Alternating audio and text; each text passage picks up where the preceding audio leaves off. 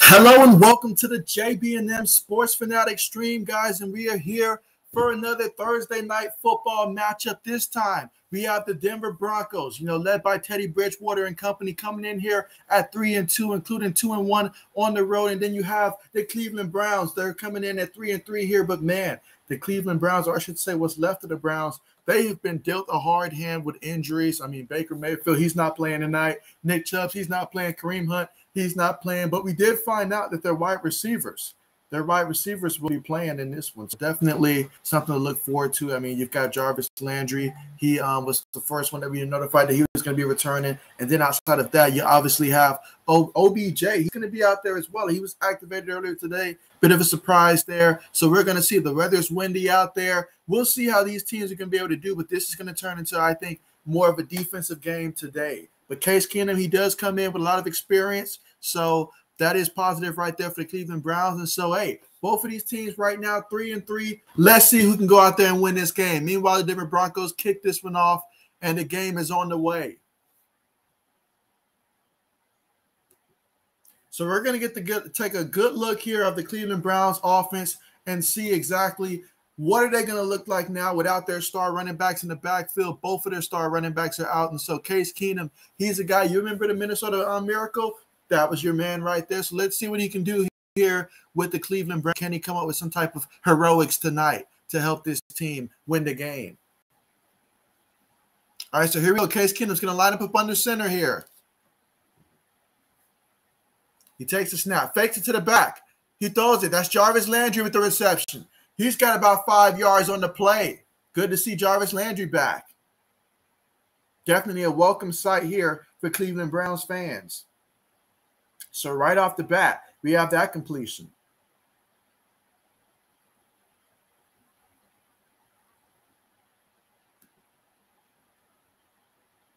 All right, let's see what's going to happen here. 2nd and 3. Out of the shotgun formation. Landry goes in motion. Takes the snap. Fakes it to the back. Keenum's looking. He's looking. He throws it. That's the tight end Hooper. And he's moving. He's got it at the 50, 45, 40. All the way to about the 34-yard line of the Denver Broncos. Big time completion on the play right there. So Case Keenum coming out 2 for 2 and already got about 41 yards. So this Cleveland offense is showing that they're going to come in here and they're still looking to be aggressive.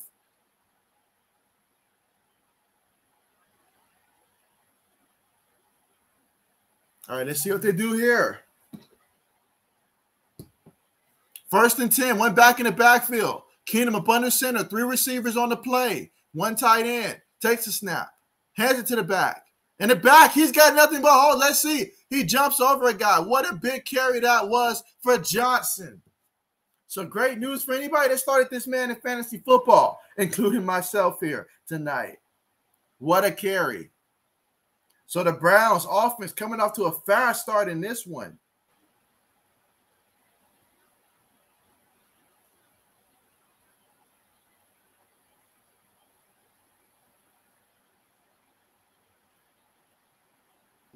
All right, so let's see. Keenum up under center here. Fullback goes in motion. One back in the backfield. Takes the snap.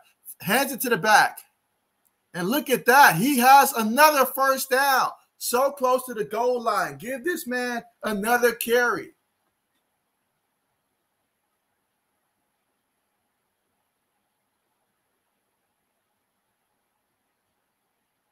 Yeah, I feel like at this point, you got to give him another carry. Let him get in the end zone here. Broncos have not slowed them down on this drive, whether we're talking through the air or on the ground. Passing, they've got 41 yards. On the ground, they've got 34 yards so far in this one. Knocking out the goal line. What's it going to be? Case Keenum up under center. One back in the backfield. Got about 3 receivers on the play, a couple tight ends. Takes a snap. Hands it to the back. Johnson cuts up. Johnson bounce off a tackle. And Johnson in the end zone for a touchdown. So Cleveland gets the first points of the night. What a touchdown. What a touchdown. So the Cleveland Browns on the opening drive, in spite of all the injuries, no Baker Mayfield, no Nick Chubbs, no Kareem Hunt, no problem. They're still able to keep things going. This offensive line still opening up holes, and they're going out there and doing stuff.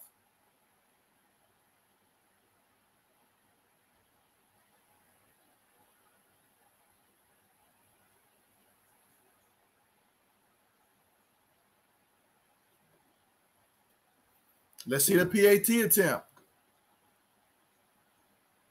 PAT is up, and it's good. So the Cleveland Browns are able to come out and score a touchdown on the opening drive.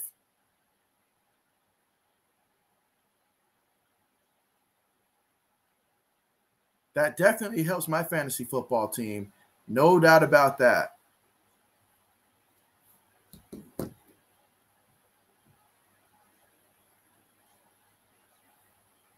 So now we're going to get a chance to see how the Broncos can respond to this one. But, man, I mean, the Browns coming out showing that their offense is not about to miss a beat tonight, despite being banged up, coming out here scoring and making it look easy. That's the important part. They made it look extremely easy on that drive.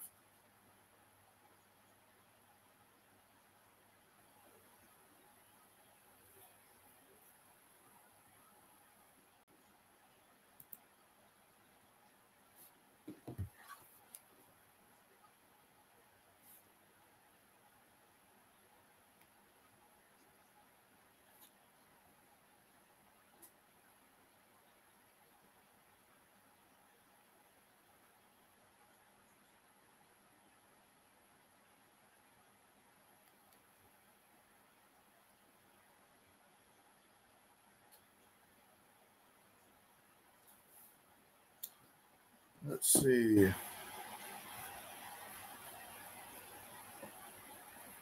Just checking my phone here to see if my chat section here, if it's actually working or not.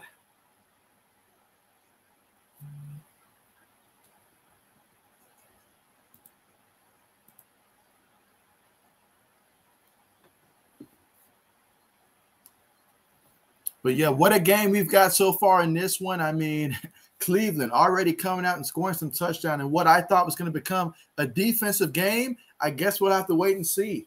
Can the Broncos respond, though? That's the big question.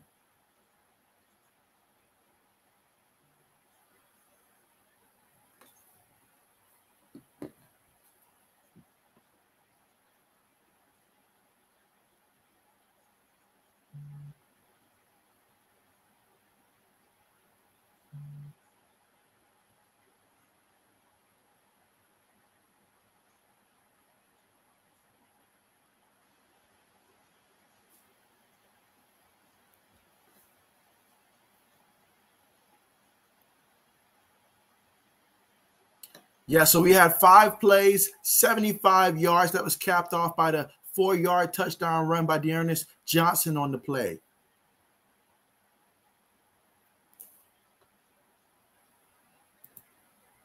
All right, kickoff is on the way. Into the end zone, no return. So the Broncos will take over 1st and 10, ball at the 25-yard line.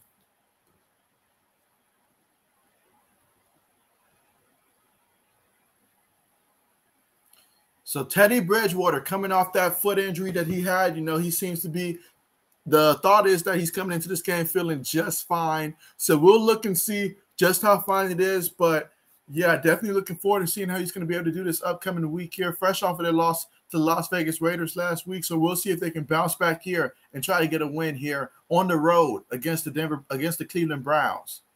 Bridgewater up under center, hands it. That's Gordon. Gordon with a 2-yard gain on the carry.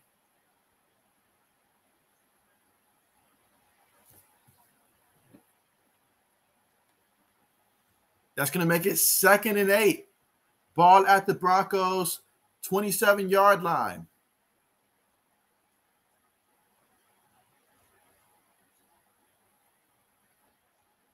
All right, they're going to line up in the shotgun here. 2 receivers to the bottom of the screen. 1 back in the backfield. 1 receiver goes in motion. Bridgewater takes a snap, heads to the back. This time, Gordon gains about 1 yard in the carry. That's going to make it 3rd and 7.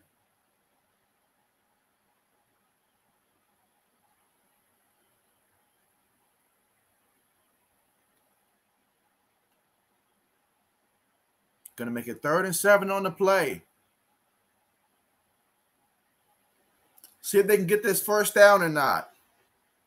I mean, given how easy the Browns made it look on their drive, yeah, you definitely want to make sure you at least get some momentum here and try to get something here early on. But out of the shotgun, 2 receivers towards the top of the screen. Let's see, there's one back on the field. Takes a snap. He's looking. Brown send 4. He throws it. It's caught by the tight end, Noah Fant. And Noah Fant's going to be about a yard shy of the first down. Great tackling there by the Cleveland Browns and force a 4th down situation from the Broncos' 34-yard line.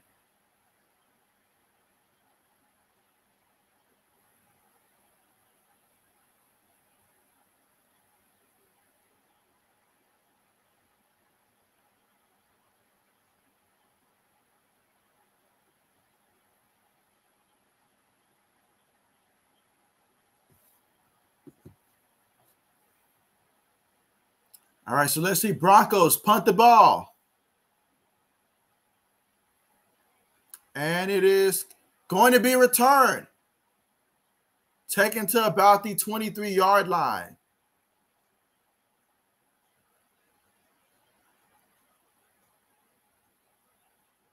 All right, so once we get back, it's going to be 1st and 10 for the Cleveland Browns to take over here for their second drive of the game. After their first drive on just 5 plays, they moved 75 yards for a touchdown. Made it look easy. Through the air, on the ground, everything worked out for them.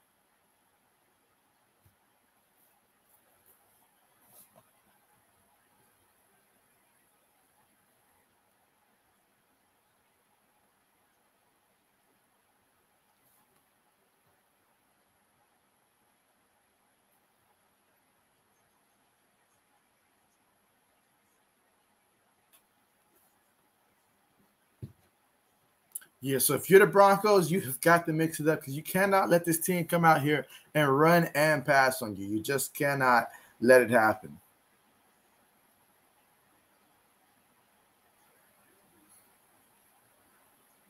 Again, on that last drive, it was guys like, Jarvis Landry that got things started with his reception for 7 yards.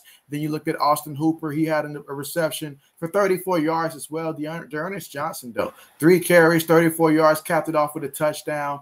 So, yeah, let's see if they can continue to utilize him throughout the course of the game, as if he's able to go out there and continue to run. I mean, behind this offensive line, they've got a great offensive line, especially when it comes to run blocking. So definitely looking forward to seeing how this is going to turn out, for him the rest of the way.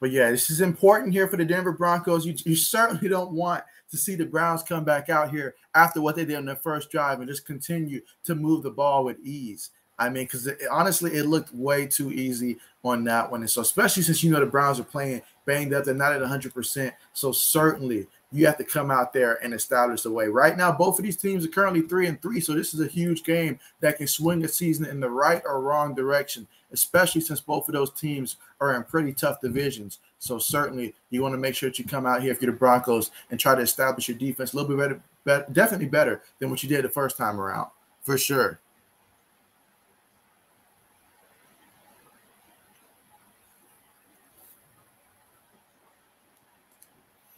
All right, Case Keenum up under center here. Tight end goes in motion. 1 receiver on the play, couple tight ends. Fullback goes in motion, 1 back in the backfield. That's Johnson. Up, we have some early movement. Will it be on the offense or defense?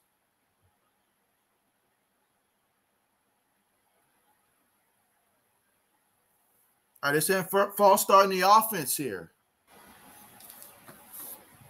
So that's going to move him back a good 5 yards.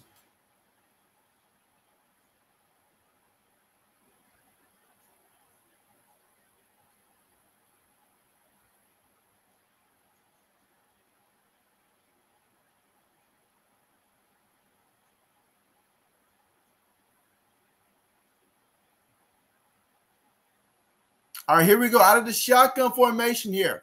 Takes a snap. Hands it to the back. And that's going to be a gain of about a good 12 yards on the play. That was Felton that time on the carry.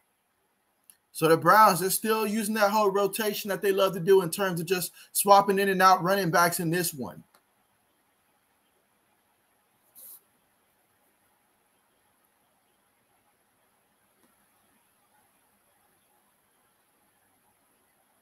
All right, here we go. 2nd and 3 out of the shotgun formation.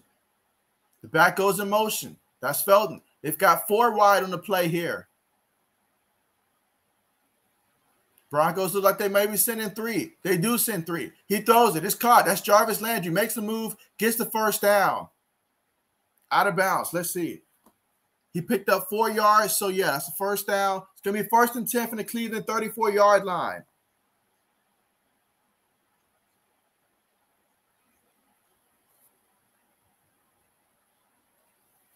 So only Cleveland finds a way to make it look so easy on the ground without still being depleted of their top 2 running backs in this one. But still being able to make something happen in this one on offense. Out of the shotgun, 2 receivers towards the bottom of the screen. Keenum takes a snap. Broncos send 4. He throws it quickly. And it is caught. Again, and that is this time to Jarvis Landry again for 5 yards. So he's certainly having an impact in this one.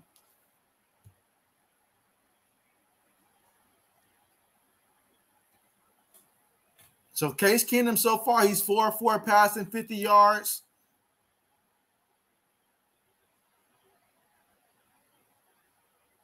All right, he's lining up under center here. 1 back in the backfield, 2 receivers on the play. Takes a snap, hands it to the back. And that's going to be a yard pickup on the play. That was Johnson with the carry. That's going to make it 3rd and 4 coming up.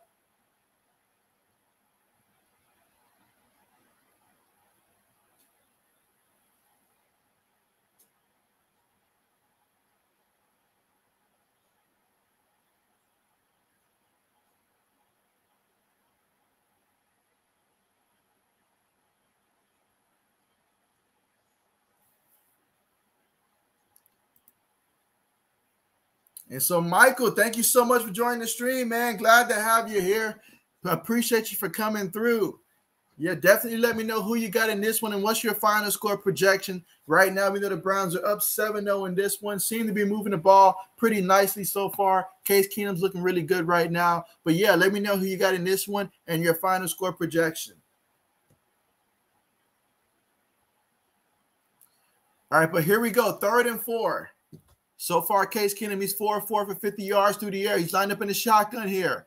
You've got 3 receivers on the play, got a tight end, 1 back in the backfield with him. He takes a snap. He bootlegs. He's moving. He's stepping up. He throws it, and it is caught once again by Jarvis Landry. So Jarvis Landry in his return already being a key factor so far in this one. And, yeah, he's got a couple receptions now already. He's got like 4 receptions for 30 yards so far in this one. Only 1 other receiver has a reception so far, and that was the tight end, actually, Austin Hooper, for 34 yards.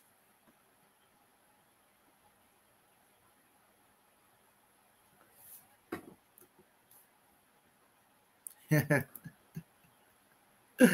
should have known. Michael says, Denver Broncos, you know I'm a Bengals fan. The stadium is behind my house. Oh, nice, nice. Meanwhile, Johnson with the nice carry on that play for 9 yards for the Browns. So Dearness Johnson coming in, looking real good tonight, actually. I mean, the Browns haven't seemed to really miss much in terms of running production so far. We're still in the first quarter with about a little less than 7 minutes left to go, and they've already got 56 yards and a touchdown on the ground, averaging 9.3 yards a carry on the ground. Dearness Johnson, he's got 44 yards so far in this one. But, yeah, hey, I know you got to be excited about the way that your Bengals, you know, that key matchup against the Baltimore Ravens. I mean, I would not be surprised if the Bengals came through with an upset. That's all I'm saying. Meanwhile, play fake. Keenum has the ball. He's looking. He's going to go deep. He has a man, but it's picked off. Ooh, he took out the cameraman on that one. But cameraman, he was able to hold on to his camera.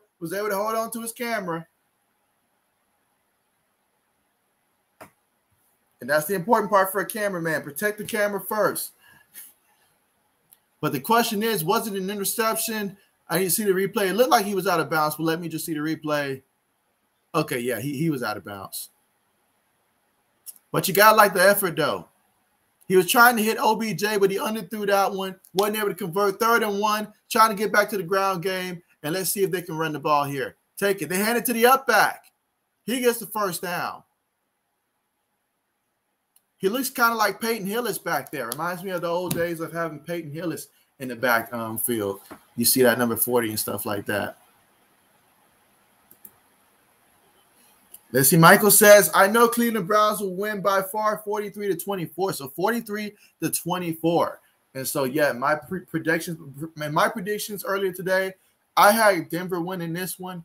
Really wish I would have stuck with my gut here and went with Cleveland. But, yeah, it's looking like I'm thinking Cleveland, just how they're playing right now, they're coming out to win because they're still keeping things going.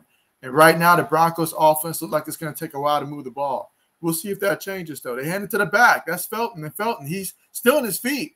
He gets about a good yard on a carry. That's going to make it 2nd and 9, ball at the Denver 34-yard line. But so far in this first quarter, it's been all Cleveland.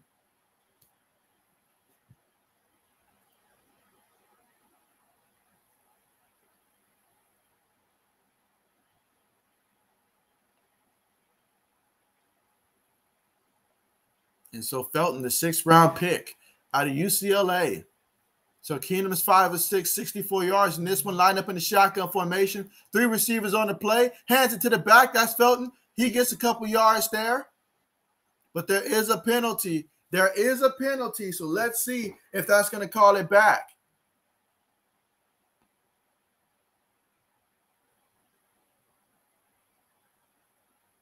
All right, so they're saying holding on the offense, so that's going to move him back 2nd and 19. Penalties can certainly change the outcome of a game. I say it all the time, and it's very true.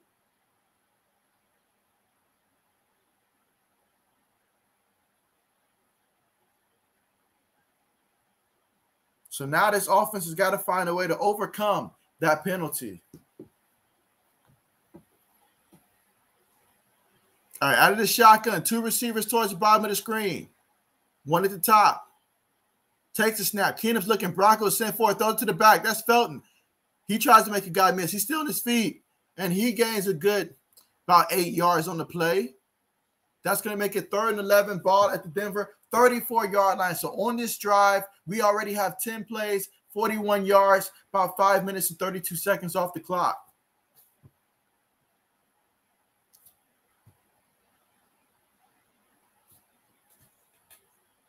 So 3rd and 11. Can Case Keenum come through here on 3rd down for this team? He's 6 of 7 so far, 72 yards. They're 2 for 2 so far on 3rd down. Keenum takes a snap. Broncos sending forward. He still steps up. He feels the pressure. He's running. He tries to make something out of nothing. It ends up picking up 2 yards on the scramble. So great job by the Broncos there, getting that stop. They're going to go for the field goal attempt, I'm guessing.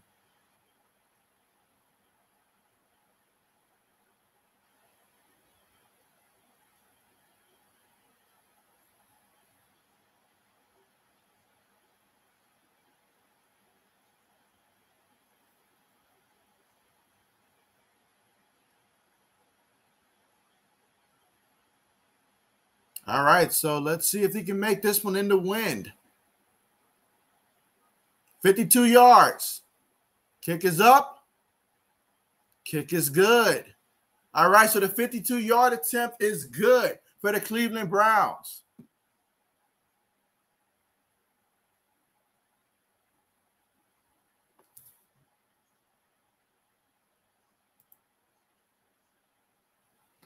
You said, who did I pick Cleveland to win? And so I actually had picked the Broncos to win before this one got started. I figured with all the injuries and stuff, normally I would have went with Cleveland, but with all the injuries and stuff, I figured that the Broncos should at least be able to win against a lot of the backups there. But, man, I mean, it's looking like I was totally wrong on that one. But, of course, it's still early in that one. And the Broncos, they got to get something going on offense. But, yeah, I had actually picked the Broncos to win. I thought it was going to be more of a defensive-type game.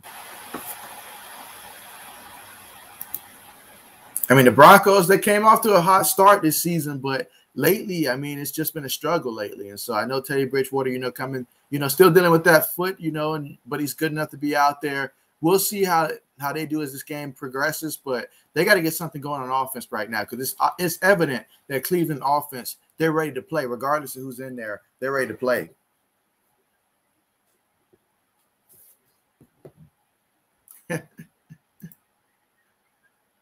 You say, yeah, that would be great if the Broncos win.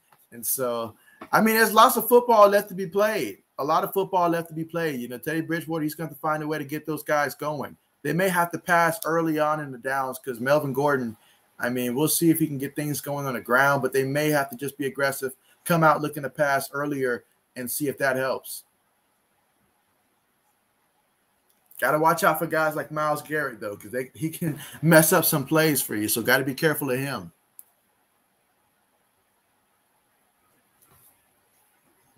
But yeah, I think the Bengals and the Ravens, I think it's going to be a good game. I think it's going to be one of those back and forth type matchups when we see that on Sunday. I mean, even if you look at my predictions for that game and stuff, I mean, I had it being a 1-touchdown game, but I did say I would not be surprised if the Bengals did come up with the upset there because, I mean, they should have beaten Green Bay. My dad is still upset right now that the Bengals did not beat Green Bay. He's not a Bengals fan. But he's upset the Bengals did not win that game versus Green Bay. I felt they should have won that one as well. But the big question is going to be Lamar Jackson. You know, how do you stop that offense? I mean, I went with the Chargers against them last week with my pick, and man, did they make me pay. It made me look real bad after that. But I think the Bengals could, you know, because when it comes to division games, both teams are familiar with each other because they play each other all the time. And so therefore, you know, definitely, I expect for this game to be a lot closer, and we'll see. I mean, what an upset it would be, though, if the Bengals pull this one off. What an upset it would be.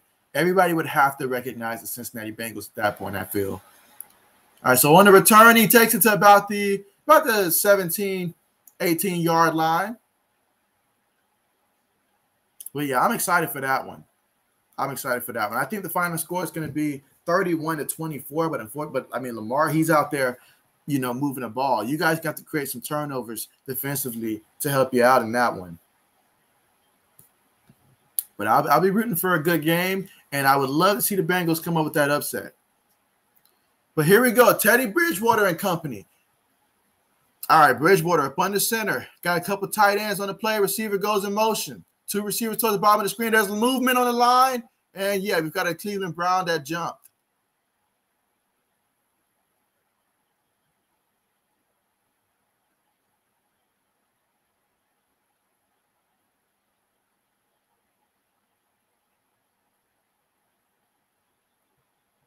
Let's see. For fantasy football purposes, though, I did pick up the Ernest Johnson because half my roster on my fantasy football team is on a bye week this week, either that or on IR. So I literally just have enough guys that was on my roster that can step in and play. And like I got no backers. Everybody else is on, you know, off this week. So I'm just trying to survive this week.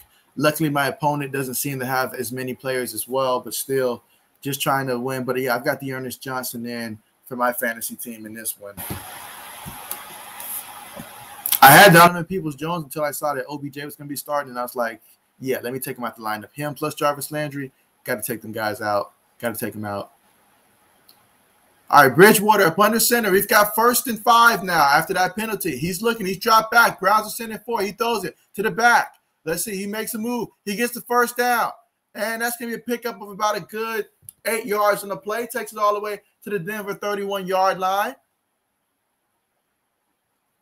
That's Teddy Bridgewater's 2nd completion of the night.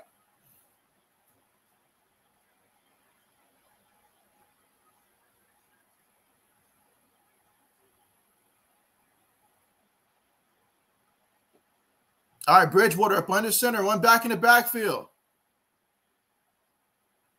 Takes a snap, hands it to the back. He's looking. He gets about a good, let's see, he's still moving, about a good 6 yards on the carry. It's going to make it 2nd and 4.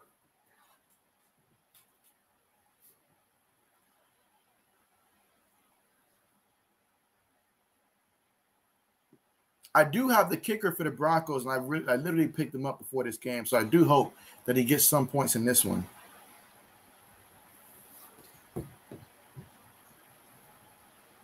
All right, so out of the shotgun, 2 receivers, towards the top of the screen. Got to keep an eye out for Myles Garrett here. Bridgewater takes a snap. Brown send forward. He's going to go deep. And it is caught. Nice one-handed reception by Courtland Sutton. What a play right there by the big receiver.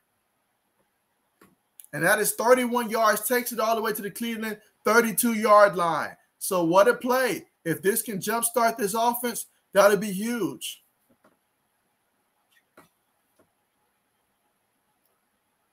Ooh, what a way to adjust with one hand, the one hand he had available, and to secure that catch. All right, we've got 4 wide receivers on the play out of the shotgun formation. Browns look like they're sending 4. Takes the snap. They do send 4. He throws it to the back. The back has it. And he is tackled. That's going to be a pickup of a yard on the play. Great tackle by Hill to come up and make sure that that turned into nothing big.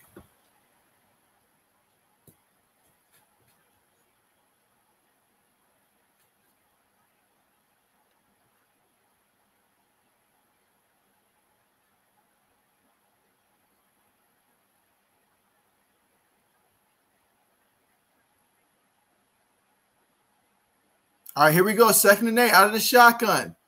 3 receivers on the play. Got a tight end. Takes it. Hands it to the back. He's met in the backfield. He is met in the backfield. That's going to be a loss of about a yard on the play.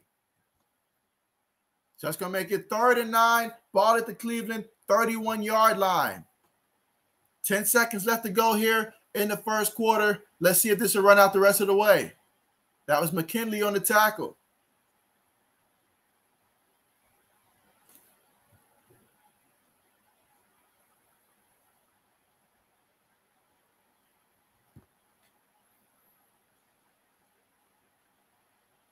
All right, so that is the end of the first quarter. So far in this one, just looking at some of the stats real quick. I mean, so far, Teddy Bridgewater tonight, he is 4 of 4 for 46 yards. So he's averaging about 11.5 yards of completion. No touchdowns, no interceptions, hasn't been sacked tonight. You look at Case Keenum for the Browns, 6 of 7, 72 yards to the averaging 10.3 yards of completion. No touchdowns, no interceptions, and he has not been sacked today yet. And as for on the ground, you look at the Denver Broncos as a team, just 4 carries, 9 yards. You know, Melvin Gordon, he's got 2 carries, 3 yards. Javonte Williams, 2 carries, 6 yards. You look at the Browns here on the ground. Dearness Johnson, he's got 5 carries, 44 yards, and a touchdown, averaging about 8.8 yards a carry. Demetric Felton, he's got 2 carries, 13 yards, and this one averaging 6.5 yards a carry. He also has a reception for 8 yards as well. So, yeah, and as a team, they are 9 carries for 61 yards and a touchdown so far in this one.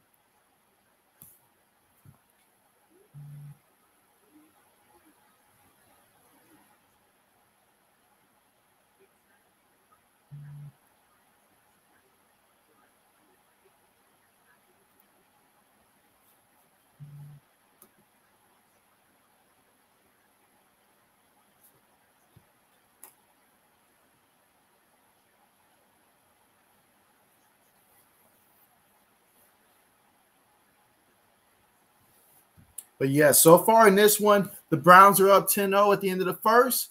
But, I mean, the Broncos, you know, they're in a position now where they should be able to at least possibly come away with some points here. And that would certainly be a positive if they come away even with 3 points.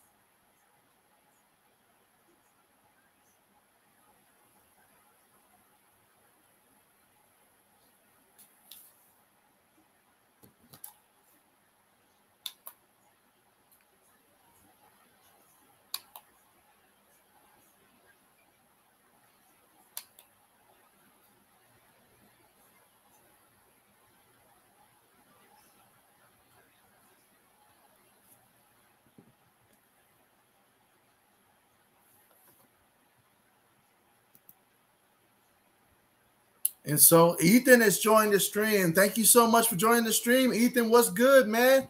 Glad to have you here. You know, let me know, you know, which team you got going in this one here. You rooting for the Broncos or the Browns, and what's your final score projection in terms of who's going to win? But appreciate you for coming through. Let's see, 3rd and 9. Teddy Bridgewater takes a snap. Brown send 4. He steps up. He's looking deep in the end zone. Picked off. Teddy is picked off in the end zone. by Johnson the third with the interception. And so that's going to ruin the drive for the Denver Broncos on that play. And what a start so far for the Cleveland Browns in this one. So Teddy, he went deep, but got picked off.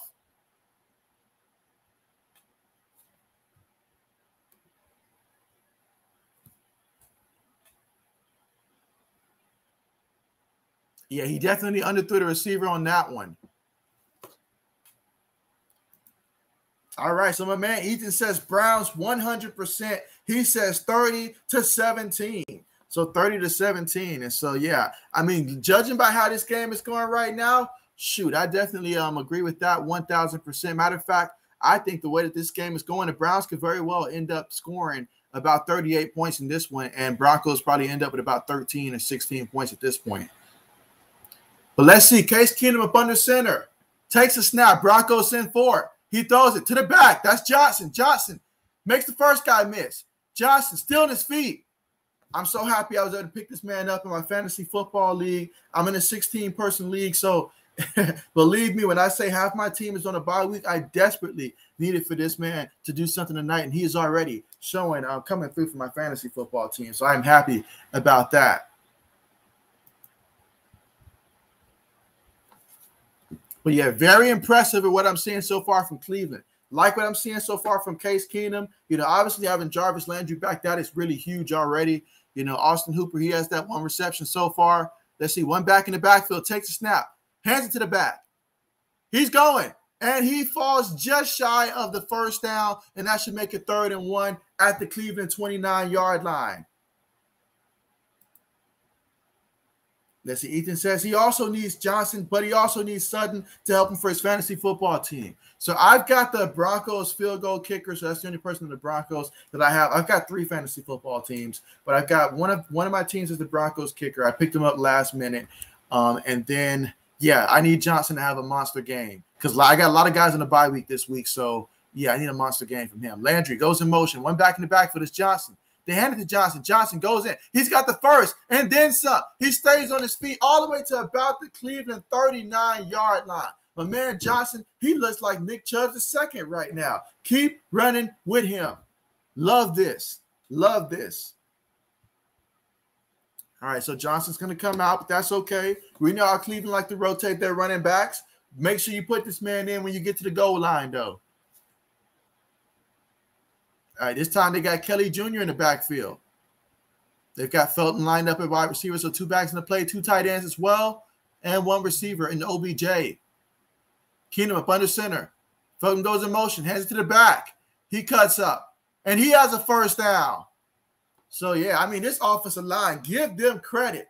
Give them credit. I will give that offensive line credit. I mean, they're out there moving this Broncos defense. The Browns offense is making it look very easy out there. And, hey, you got to like it. You got to like it. It's making my fantasy football team very happy right now, so that makes me very happy right now.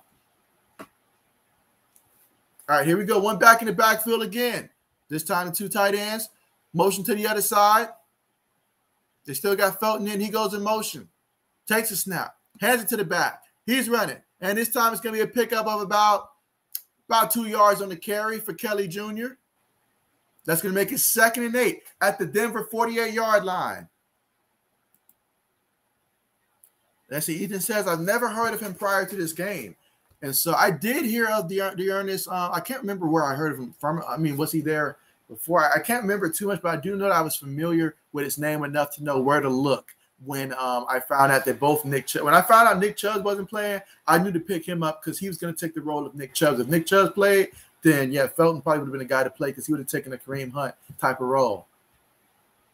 Let's see, Keenum up under center, takes a snap. There's a penalty, though. There's a penalty. You know what that means? That often means false start. That's going to move him back 5 yards. But, yeah, I was a little familiar of him, but just not too much.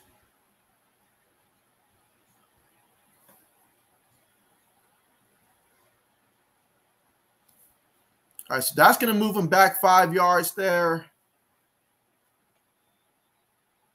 We're looking at 2nd and 13. The good news is so far, Case Keenum, he's been 7 of 8 for 76 yards passing so far in this one. He has been targeting Jarvis Landry a lot. So anybody that started this man, Jarvis Landry, you got to be happy with the targets that he's getting. Out of the shotgun, 4 receivers on the play. Fulton goes in motion. Broncos send 4. It's caught. Well, it's actually dropped by OBJ. OBJ still trying to figure out a way to fit into this offense right now for this team.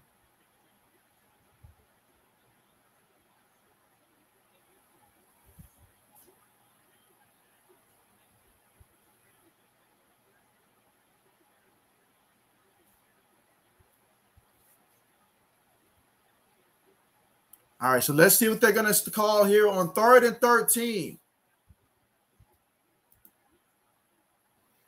Let's see. Ethan says, who do you think is going to win and by how much? Based upon the game is going, I have to change it to Cleveland winning. Meanwhile, let's see, 3rd and 13. Case Keenum looking. He's going deep. Is it going to be a jump ball? Incomplete. I feel like the receiver did a terrible job of trying to get position on that one to help him out. But, yeah, but back to the question, though. I think that the Cleveland Browns end up winning this one. I'm going to say final score being Cleveland. They're either going to score 34 or 38, one of those two. I'll say Cleveland 34. I'll say Broncos probably score about 13 points in this one. So about either 34 to 13, 34 to 20, something like that. But I got Cleveland winning this one at this point. I've seen enough to see that their offense is still moving the ball, and I think they'll be able to move it more consistently throughout the game than the Broncos will.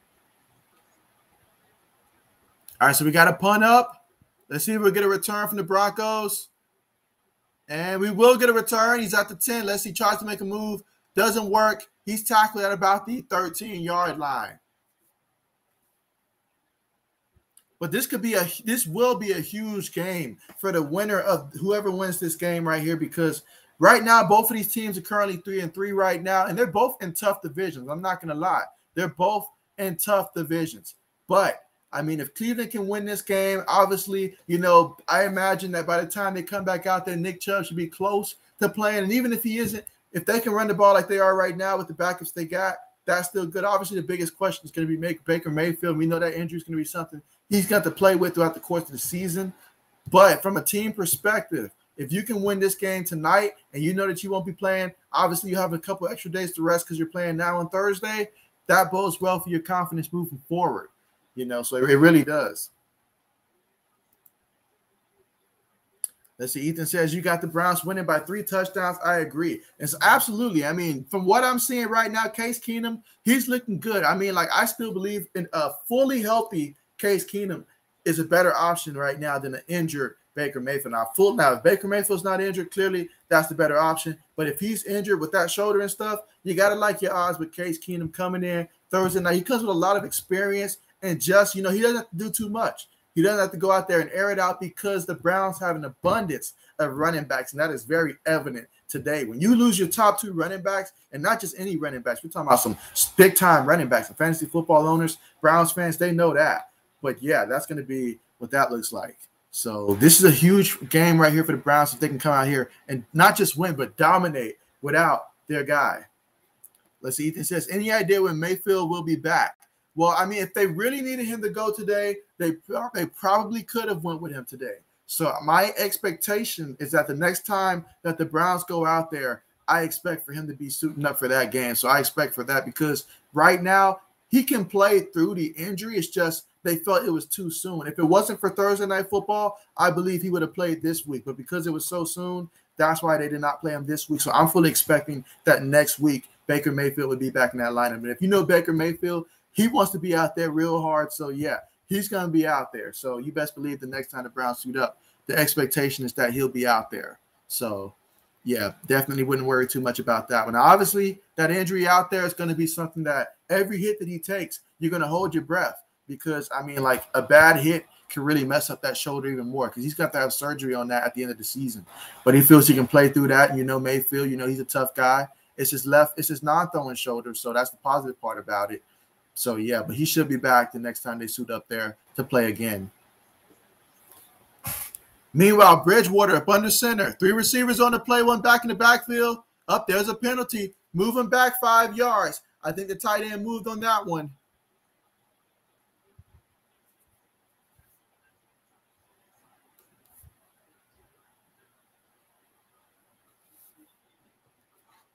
Absolutely. So, yeah. And so make sure you guys press the thumbs up button. You know, anybody that may be watching at home as well, definitely make sure you press the thumbs up button. And let's see if we can get this to at least about 10 thumbs up by the time we reach halftime here. As well as anybody that's watching that's new, make sure that you subscribe because I do these play-by-plays 5 days out the week. Now, it was 4, but I updated to 5. All right, here we go. Teddy Bridgewater now lined up in the shotgun. No backs in the backfield with him, so it's just him. Takes a snap. Brown sending pressure. He throws it to the receiver, and the receiver is tackled. No gain on the play. That was actually, they put Williams out there at wide receiver. All right, you say, who's my quarterback for fantasy? All right, so I got a couple teams here, but in terms of my quarterback for fantasy football, in one of my leagues, I've got both Joe Burrow and I've got also Sam Darnold on one league. In my other league, I've got Tua. I picked up Deshaun Watson this week because I expect that he's going to be traded sometime before November 2nd. That's my expectations.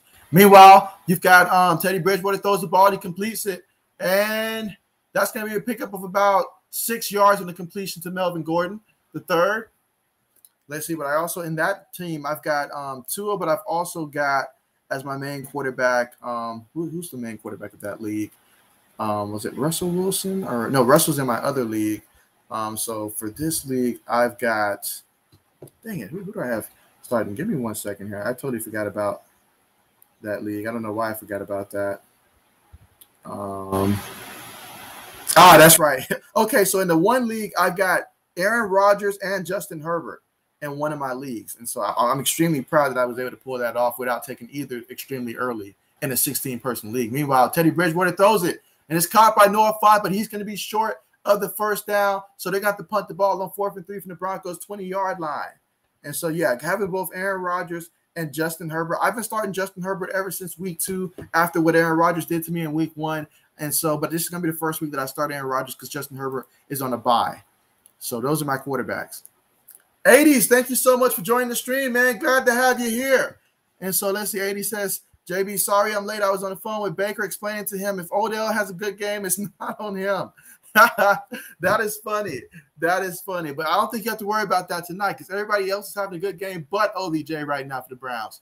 So we'll see if they can get something going, but it seems like it's going to be tough. Meanwhile, Felton on the return. Felton making plays happen. Look at him. I mean, he's got that shiftiness to him. When I watch him run, I think of like Hines for the Colts or something like that. You know, they got a similar running style and stuff. So I think of those guys. But, yeah, glad to have you here. Let me know your final score projection and who you got winning this one. And so, Ken, man, thank you for joining the stream, man. Glad to have you here. You know, glad to have you here. What's going on and what's good? Let me know what's good as well as what team are you rooting for in this one and your final score projection in this game. Certainly looking forward to hearing what you got to say about this one, but appreciate you for coming through. And so, yes, so far in this one, the Cleveland Browns, it has been all Cleveland. None of their key running backs, but no problem. They're still getting it done with the combination of Dearness Johnson, 7 carries, 59 yards, and a touchdown in this one, averaging 8.4 yards a carry. Demetric Felton, 2 carries, 13 yards, and he's also got a reception in this one for 8 yards as well. So, excuse me, absolutely. I'm looking forward to this one. Let's see. 80's got his score up there. Let's see. So 80's is rocking with the Broncos. He says, let's keep it chill. There's still a lot of time left. So he says Broncos 27, Browns 24. So that's his final score. Okay. We'll see how that plays out. Ken says Cleveland 36, Broncos 23. And so there you go. There you go. And so I will admit, you know, if you watched my video in terms of the teams that I projected prior to this game getting started, I had Denver winning. But however, once I saw the first drive, that completely changed my mind completely. Because before, if it wasn't for the injuries, I would have went Cleveland. But because of the injuries, I was like, well, maybe this is an opportunity for the Broncos. It might be a defensive match. But no, I'm thinking that Cleveland's going to win this one, guys. And, yeah, I'm thinking something like 34 to maybe 13, something like that be the final score. You know, Cleveland 34, Broncos 13 at this point. I have a tough time seeing the Broncos offense really getting going in this one. It'd be nice to see a good game, though. It really would. But, yeah, so now we've got our picks in, and it's just a matter of waiting until we get back from commercial and see what the Browns can do on this drive.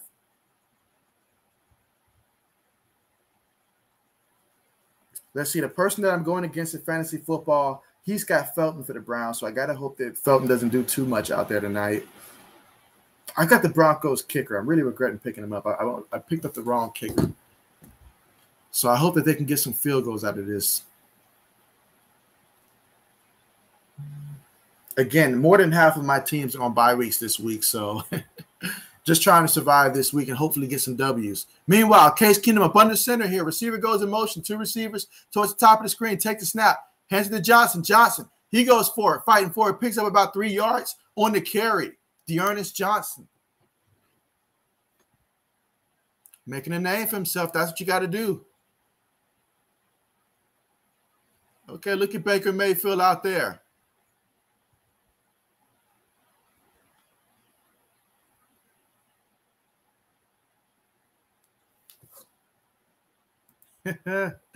And so Rico has joined the stream, man. What's good with you, Rico? Thank you so much for coming through, man. How's it going, man? Let me know how it's going as well as what team you're rooting for in your final score projection. Meanwhile, Case Keenum in the shotgun, takes the snap, fakes it to Felton. He's got it. He throws it, and it is caught. Nice reception there by Noku, and let's see. That's going to be about a yard shy of the first down. So we're looking at a 3rd and 1 situation here.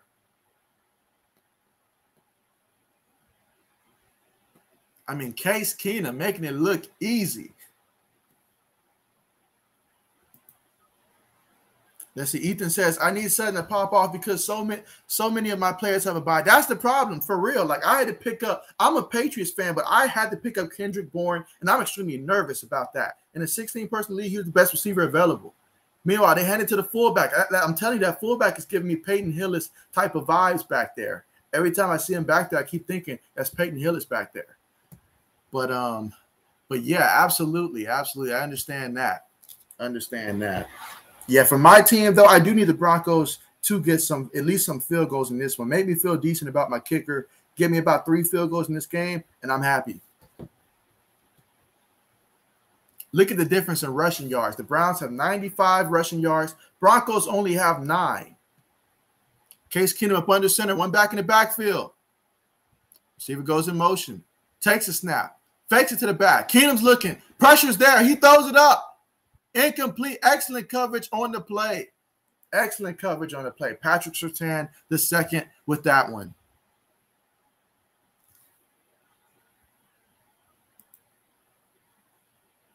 AD says, hello, Ken.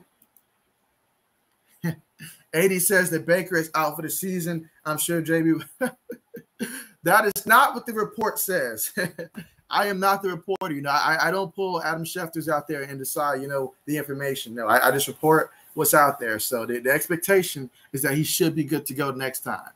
But I hear you, though. I know how you feel about Baker. Meanwhile, Keenum throws it. That's Felton. Felton, he's looking to make some plays here, and he almost gets the first down. Again, my opponent has this man in fantasy football, so I hope the Browns stick with Johnson here. Stick with Johnson. And so, okay, we've got the whole crew coming here. Let's see, Southern. Thank you so much, Southern, for coming through. You said what happened to Cam Newton? Is he on another team? And so Cam Newton, the last we heard about Cam Newton is that, 1, he did get vaccinated, so that should help his odds if a team does need a quarterback. Seattle had a little bit of more, I'm not going to say a lot of too much interest, but they did inquire to see about it. But ultimately, they're going to rock with Geno Smith a little longer, see what he can do. But if it's going to happen, it would probably come from the Seahawks if they give up on Geno Smith. That seems to be the front runner right now for Cam Newton in his situation. But I think they've seen a little bit of good stuff from Geno Smith to the point to where they're like, okay, we've already got him. He already knows the system. We're going to stick with him. So, but that has been the only news that I've seen so far in terms of teams being linked to Cam Newton right now. It has just been mostly the Seattle Seahawks. I think if they decided to sign him maybe 2 weeks ago, it probably would have happened if he was already vaccinated before then, just because like you'd have a little bit more time. But you know that Russ is probably going to be out for who knows, maybe about a month. And so, yeah, I think Geno's doing okay. And Johnson with the carry. There is a flag, though. So that's going to wipe away that carry. Why couldn't the flag be whenever Felton catches the ball? But, yeah, that's going to bring it back. But that's a good question. That's a very good question. Let me know who you got winning this one, Southern, as well as your final scores and stuff like that. But let me know who you got. Let's see. Ethan says, what with Russell's injury? So, yeah, with Russell's injury, he's supposed to be out for anywhere between 4 to 6 weeks. The last time I read is the expectation, about 4 to 6 weeks. Obviously, having let that middle finger bone, heal and stuff like that. And so, yeah, that's going to be 4 to 6 weeks is what we're looking at in terms of his time frame. So that's a lot of games right there. I mean, Geno Smith, I think Geno's doing good. Last game, he lost, that was a close one, heartbreaker. Going against the Saints won't be easy, though. It won't be easy at all. So we'll see if he can survive that one. But I think Geno's playing okay. Meanwhile, Case Keenum throws the ball, and it's incomplete, intended for Jarvis Landry. Anybody that started Jarvis Landry, your man getting targets. Let's see. AD says Teddy Bridgewater wins games. Let's go, Teddy. And so let's see. Let's see if that's the case tonight. We will see. We will see.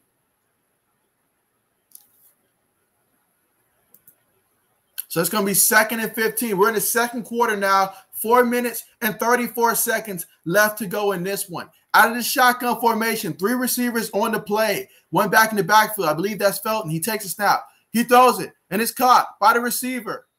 I am so glad that I kept my notifications turned on to the very last second and took out Donovan Peoples-Jones, because, I really was going to start this man until I saw that OBJ was going to actually suit up. And then obviously before that, we saw that Landry was going to be out there as well. So when I saw that, I pulled him out the line. As a matter of fact, I had to drop him because I didn't have no room just to sit somebody. So I dropped him, picked up someone else. And so far it's looking like a good decision so far on my part. But I picked up the wrong kicker, it's looking like. All right, so here we go. Case Keenum out of the shotgun. Broncos sending 5. He throws it, and it's caught. That's the tight end. And tight end tries to go airborne, picks up about a good 12 yards on the play. And so Joku with that reception.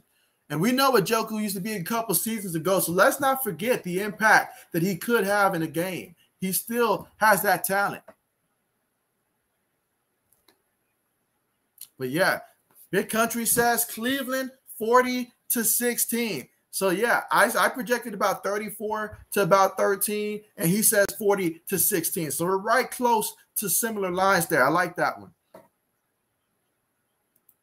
Especially let Cleveland go ahead and score on this drive.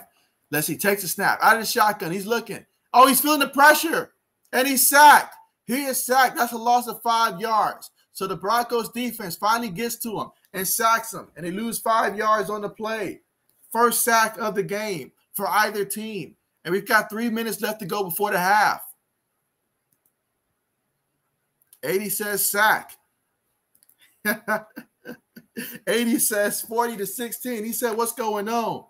He said, how could you guys think that? I know what 80's thinking right now. He's like, how could you go against his boy Teddy? Let's see the credit game. Thank you so much for joining the stream, man. Glad to have you here. Let me know what's good with you and also which team you got winning and your final score projection in this one. Meanwhile, looking at the back, and that's Johnson finding a way to get something out of nothing. I love that out of the back. Can turn a bad situation into positive yards. That's good. And so credit says sacked. Wow, unbelievable. And so, yeah, the Broncos finally got to him, it looks like. Yeah, but glad to have you here.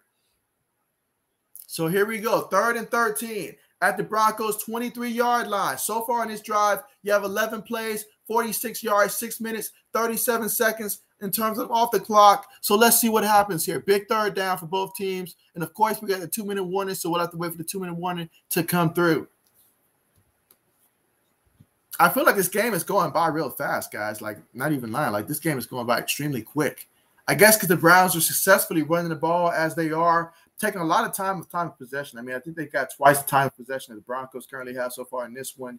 And, yeah, just looking at some of the stats real quick. I mean, for the Browns, Case Keenum, 12 of 17, 124 yards through the air, averaging about 7.3 yards completion, as well as only sacked 1 time in this one. No touchdowns, no interceptions. But he's doing everything that you need for him to do. Go out there and be that manager. That is the role that he excels in, being that manager. He's a very, very good backup that actually most backups, they're good until they have to be on the field. But this guy, he's good. If he has to come out there and win you some games, you know, he might just do it. Might just do it. You know, meanwhile, Teddy Bridgewater, he's 7 of 8. His only incompletion was that interception that he threw in the goal in the end zone. You know, he was trying to go for the touchdown, severely underthrew his receiver, was picked off. There's some wind in this game, I will say that. So the deep ball is a little bit tougher to convert in this one. And yeah, he cost his team the ability to get 3 points. And he ultimately cost me the ability for my field goal kicker to get some points in fantasy football. So I was not happy about that at all. You know, I definitely can use the points. Every point matters this week. The credit says it might be a shutout. There's that possibility. There is that possibility. I really do feel like that's a possibility, especially the way the game is currently going right now. But it's going to come down to Teddy ultimately. You know, if Teddy turns the ball over in the second half like he did in the first half, because I feel like they'll get close maybe once or twice. But I don't know. If they try to go for touchdowns instead of field goals, they may. It's a possibility. It's not off the table completely. I just want to know how the Broncos started off so good, and then like they just pulled a flat tire this early. But both teams right now 3-3, so this is huge. Because winner of this game, I mean, you know, that keeps you within range. You know, it's like you want us to make sure that you're still in that conversation in terms of being at the top of the division, or at least that top tier of the division. You don't want to fall to the bottom, especially if you're the Broncos right now. You know, like obviously I know the Kansas City Chiefs, they played the Tennessee Titans. And after what we saw from the Tennessee Titans last game, I imagine they're going to be on the road. But, man, look at that time of possession. Look at that. Cleveland, 34 plays, 216 yards.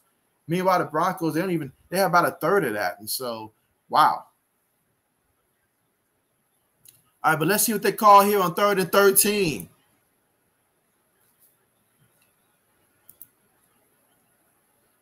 And so, let's see. You say, JB, the Jets, Pat score. Well, I think the Patriots win that one 24-10 over the Jets. 24-10 is what I'm thinking. I'm thinking the Patriots right now on the verge to finally letting it be that way, 24-10. All right, here we go. 3rd and 13. Case Keenum, he's looking. He throws. My goodness, OBJ, stay on your feet, bro. What are we doing out here? What are we doing? Help him help you. Because I know what OBJ thinking. He's thinking somehow getting hit with the ball is on the quarterback. I mean, he literally hit you in the rib, bro. What are we doing? So, Freedom Beverly, thank you so much for joining the stream. Glad to have you here. And so you say no shutout. Okay, what's your final score projection for this game and who you got winning this one? Definitely let me know. Man, I'm upset, man. I feel like I had McLaughlin on one of my – I had to drop him to pick up someone else, and before I can get back to him, somebody else picked him up. Kick is up. Oh, my goodness. It is no good. What a play by the defense there. So that was blocked. So, wow. What a play by the Broncos there. That is huge to keep Cleveland from scoring. That is huge. But, yeah, glad to have you here, Freedom. Let's see. 80 says Odell. But, man, Odell act like he playing on some skates out there, bro. Like, I don't know what to say. I mean, you put in a different quarterback, and, I mean, every time they throw the ball to him, it's not just regular incompletions. It's almost as if my man literally out there tripping every time he out there trying to make a play. I mean, he had the drop earlier. That's why Jarvis Landry getting all the passes. My man got consistent hands. But I don't know what's going on with OBJ. I don't know. So let's see. Freedom's got Cleveland winning 27-12. And so you know what? I would absolutely love that, because if that's the case, then that means that's about 4 field goals right there I'm anticipating. So that would help my fantasy football team, because I do have the Broncos kicker in this one. So if they come away with 12 points and they're all field goals, I am A-okay with that one. A-okay with that one. I prefer that one. Let's see. 80 says Odell, JB, Beckham is mad. And so all I can say is that Cleveland better hide the nets, you know, like just make sure the field goal nets stay out the way. You know how OBJ is with those when he gets upset. So, but nah, I mean, I want to see him do well, though. I really want to see OBJ fit in, do well, because I still feel like he can bring a lot to the table. But right now, I don't know what's going on, man. Like, you're running your routes. You're literally out there tripping. Ball hits you in the rib cage because there's so much on the money. Like, my goodness, man. Like, come on. Come on, man. This is your chance to show if you feel that Baker's the problem, this is your chance to show that you can perform. But it's not working. It's just not working for him. Matter of fact, yeah, he's been targeted 3 times in this game, no reception. But who does have the receptions? My man Jarvis Landry, 4 receptions, 30 yards. So he's got 4 receptions that are being targeted 5 times. So yeah, he's out there making plays. Fresh off of his return from this injury, already big part of the offense. He's getting those targets.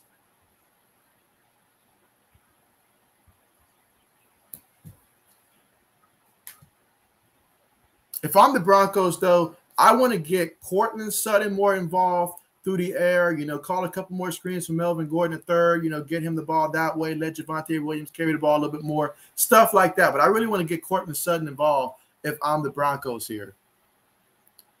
But the Broncos in the shotgun. Tight end Noah Font, he's in motion. 3 receivers on the play. Takes a snap. Hands it to the back. That's Gordon. He bounces off a guy. He's going to get about 2 yards on the play. That's going to bring up 2nd down. There's 1:35 seconds left to go. They've got 3 timeouts. So, yeah, the Broncos, the expectation should be try to get some points on the board. Because they get a field goal. I mean, we're talking about a close game, close defensive matchup.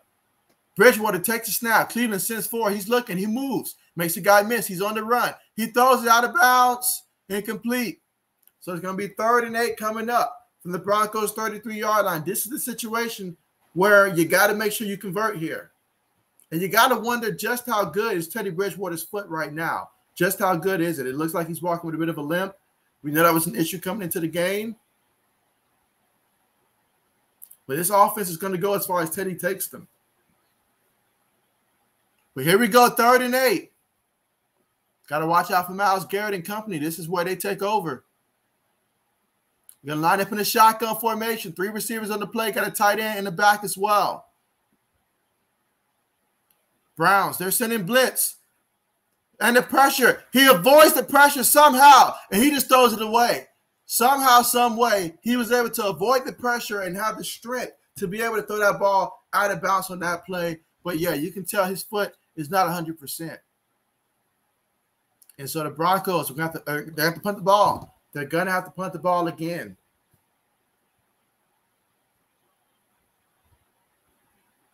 I mean, so far in this game, they've got 58 yards passing for the Broncos, and they also have 11 yards on the ground.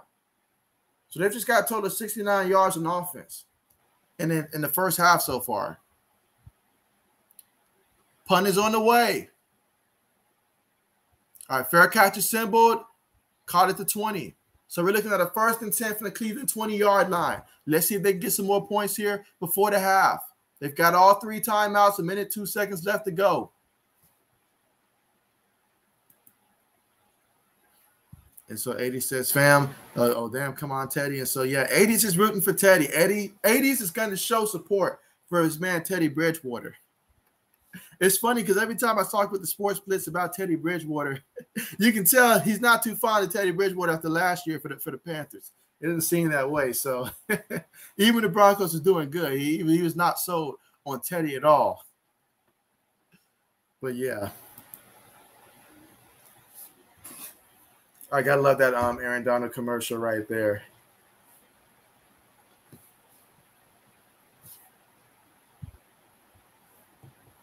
Let's see.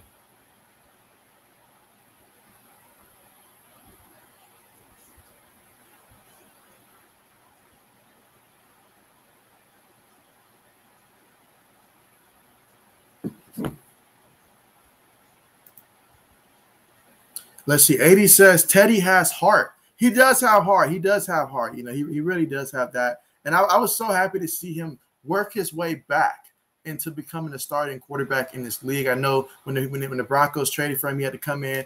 Obviously, having to beat a team's 1st-round pick that they drafted themselves, that's not easy to do because you got to not just be – you can't be equal. You got to go out there and actually outperform them. And he won that job. And then he got off to a fast start. Now, obviously, dealing with some injuries and stuff. He's already had to deal with concussion, already had to deal with that foot injury and stuff. So a lot of injuries already having to deal with. And so, but definitely, I'm rooting for him. I'm definitely rooting for him. Definitely rooting for him.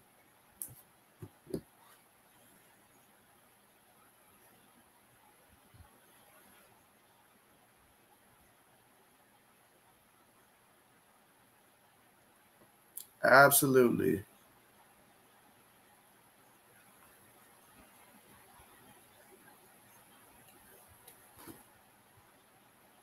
Oh, yeah, and just a reminder, make sure that you guys press the thumbs up button for sure at halftime. What I'll do is I will go through some of the, upcoming college football games that will be coming up, because that's going to be the next thing that I will be streaming. So at the half, we'll be talking about some of the college football matchups that will be coming up this upcoming Saturday. So, yeah, Saturday at, noon Eastern time, that I will be streaming one of those games. So I've already decided that I'm going to stream a little different this time. I'm going to be streaming Wake Forest versus Army in that one. I think that'll actually be a good game to watch. All right, so Case Keenum out of the shotgun, no backs in the backfield, takes a snap. Broncos send forward. He steps up, he throws it, and it is caught but tackled immediately on the play. So they have to burn a timeout there. Loss of 2 yards. Up, you see Von Miller. He's currently looks like he's on one knee there.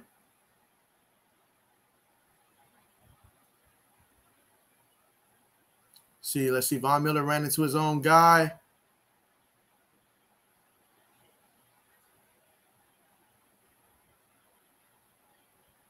Let's see. 80 says, I take Teddy over Hack Jones. That'd be a mistake, 80s. That would be a mistake. Don't make that mistake.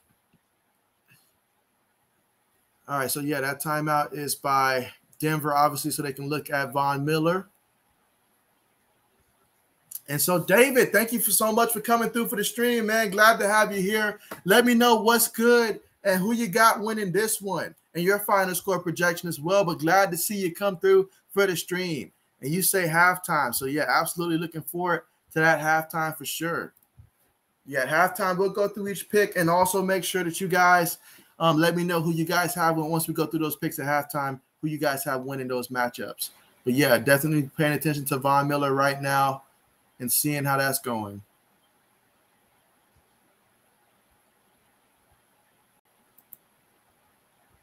'80s says no mistake. Now, this is the same '80s that said that he would take a Jalen Hurts over a Deshaun Watson any day of the week. Any day of the week. All right, so you see Von right here. He looks like he's limping off. And we all know what we all remember what it was like thinking about Von Miller back, say, around 2015, around the time that they had Peyton Manning and stuff. I mean, what he's meant to this league so far, he's just been tremendous all around ever since coming out of Texas A&M. And so definitely hoping that, this is nothing serious for him. But, yeah, I mean, he's just been, like so many years. He's been a problem for so many offensive linemen, so many offensive coordinators, having to try to scheme up. How do we slow him down as much as possible? So, yeah, Von Miller, we know his greatness out there.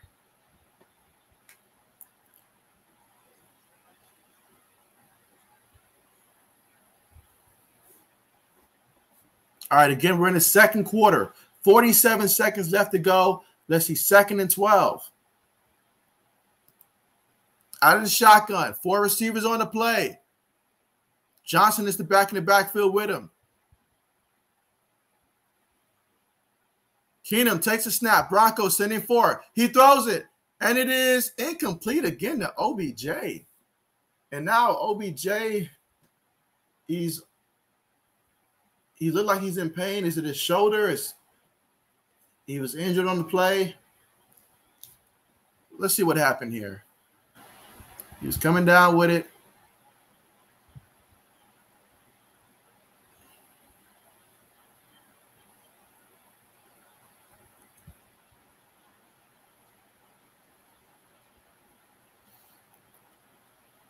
All right, so 80 says Jalen Hurts MVP this season. Let's see, 3rd and 12 out of the shotgun formation. 3 receivers on the play, 1 tight end. Takes a snap. Broncos.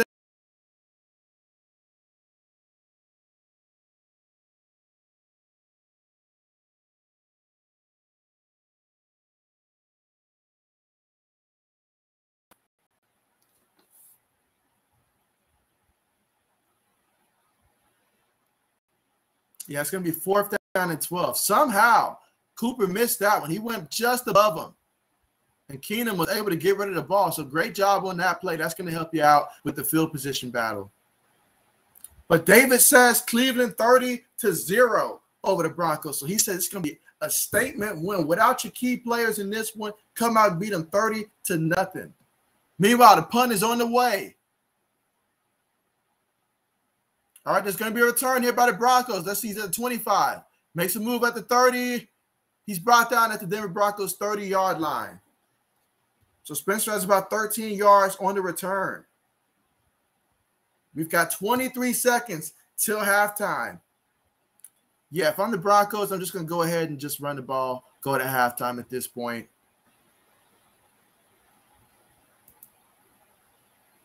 But yeah, 80 says Odell is hurt. So yeah, definitely hoping that it's nothing serious there. But you saw immediately he grabbed that helmet off. And so, yeah, he clearly was in some discomfort right there. So we'll continue to monitor that situation.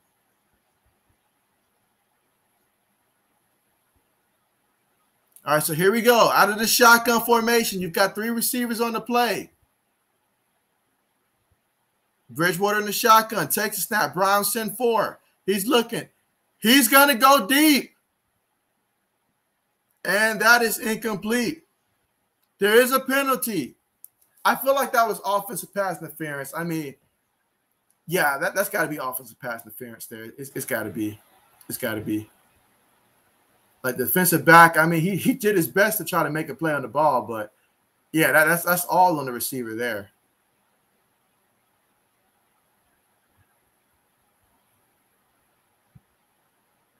That's a good call.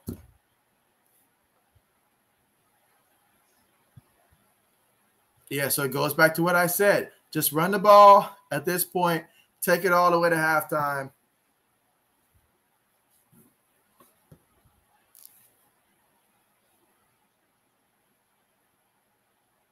All right, you see Von Miller going to the locker room.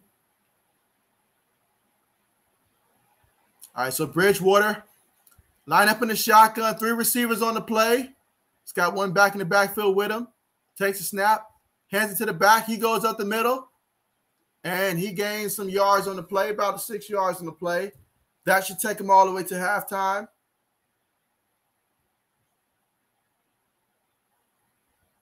And there we go. That's going to be halftime. So right now at the half, the Cleveland Browns are up 10-0 at the half. And so that is the story so far. Cleveland, they got off to a fast start in the first quarter, outscored the Broncos 10-0, but neither team were able to score in the second quarter. The Broncos, they did block a field goal attempt from the Cleveland Browns that would have made it 13-0. So that was big on their part. But yeah, Broncos defense played much better in that second quarter, but yet the offense is yet to move the ball here. Not even 100 total yards on the offense when you combine rushing and passing. Not even 100 total for the Denver Broncos in this one.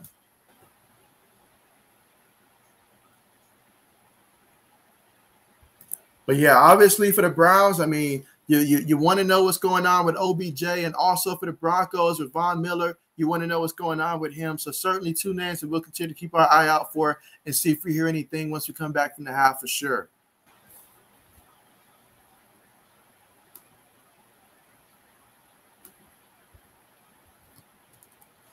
All right, so give me 1 second, guys, to pull up the NCAA football schedule for this week.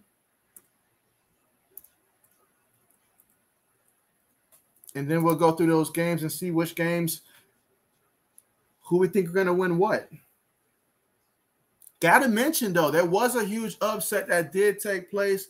I don't know how many people actually saw it, but yeah, in terms of just seeing the Coastal Carolina, they went down against Appalachian State. Coastal Carolina at that time was ranked number 14, undefeated. Went down to Appalachian State, who at the time I think they were 4-2. And yeah, Appalachian State upset them. That's Appalachian State for you, though. That is Appalachian State for you.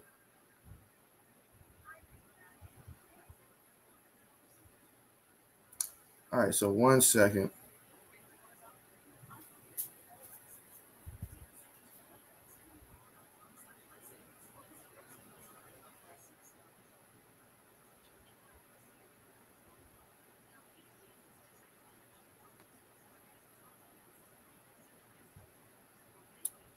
All right, so here we go. So all right, so I'm looking at Saturday now. And obviously, as I mentioned, for Saturday's college football game, that'll be the next time that I will be streaming. And it's going to be the Wake Forest versus Army game. That's the game that I'm going to be streaming. So I'll start off with that one. Number 16, Wake Forest. They're coming into that game 6-0, first place in the Atlantic Coastal Division, going against 4-2 Army. But it's going to be at Army. So, I mean, you never know. Upsets do happen. And so Wake Forest, they've won a ton of close games. So, yeah, definitely I think that one will be a close one, and it should be a good one. Ultimately, I think Wake Forest should win that one, but we'll see how things play out.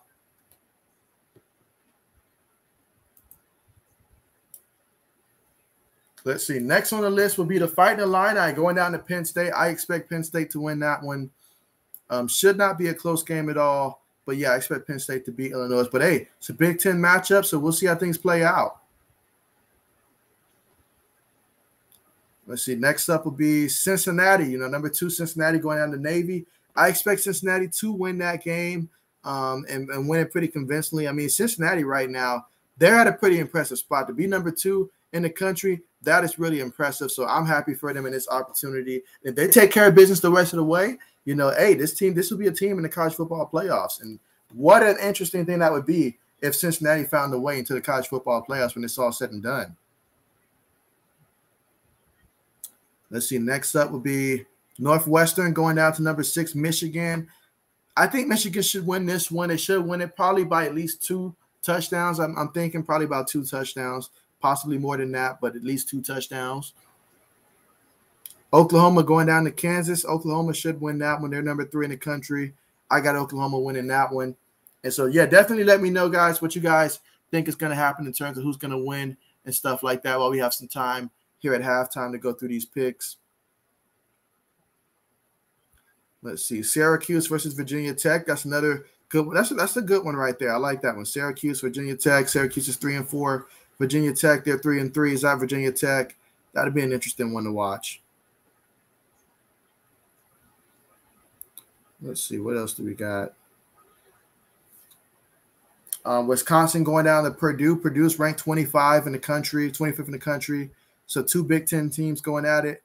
Purdue's 4-2. Wisconsin, they're 3-3. So Wisconsin got off to, like, they were ranked high to start off the season, but they kind of went on a bit of a sliding curve for them. And so ultimately it just fell apart. So, yeah, I've got Purdue winning that one. But it should be a close game, but I think ultimately Purdue wins that one.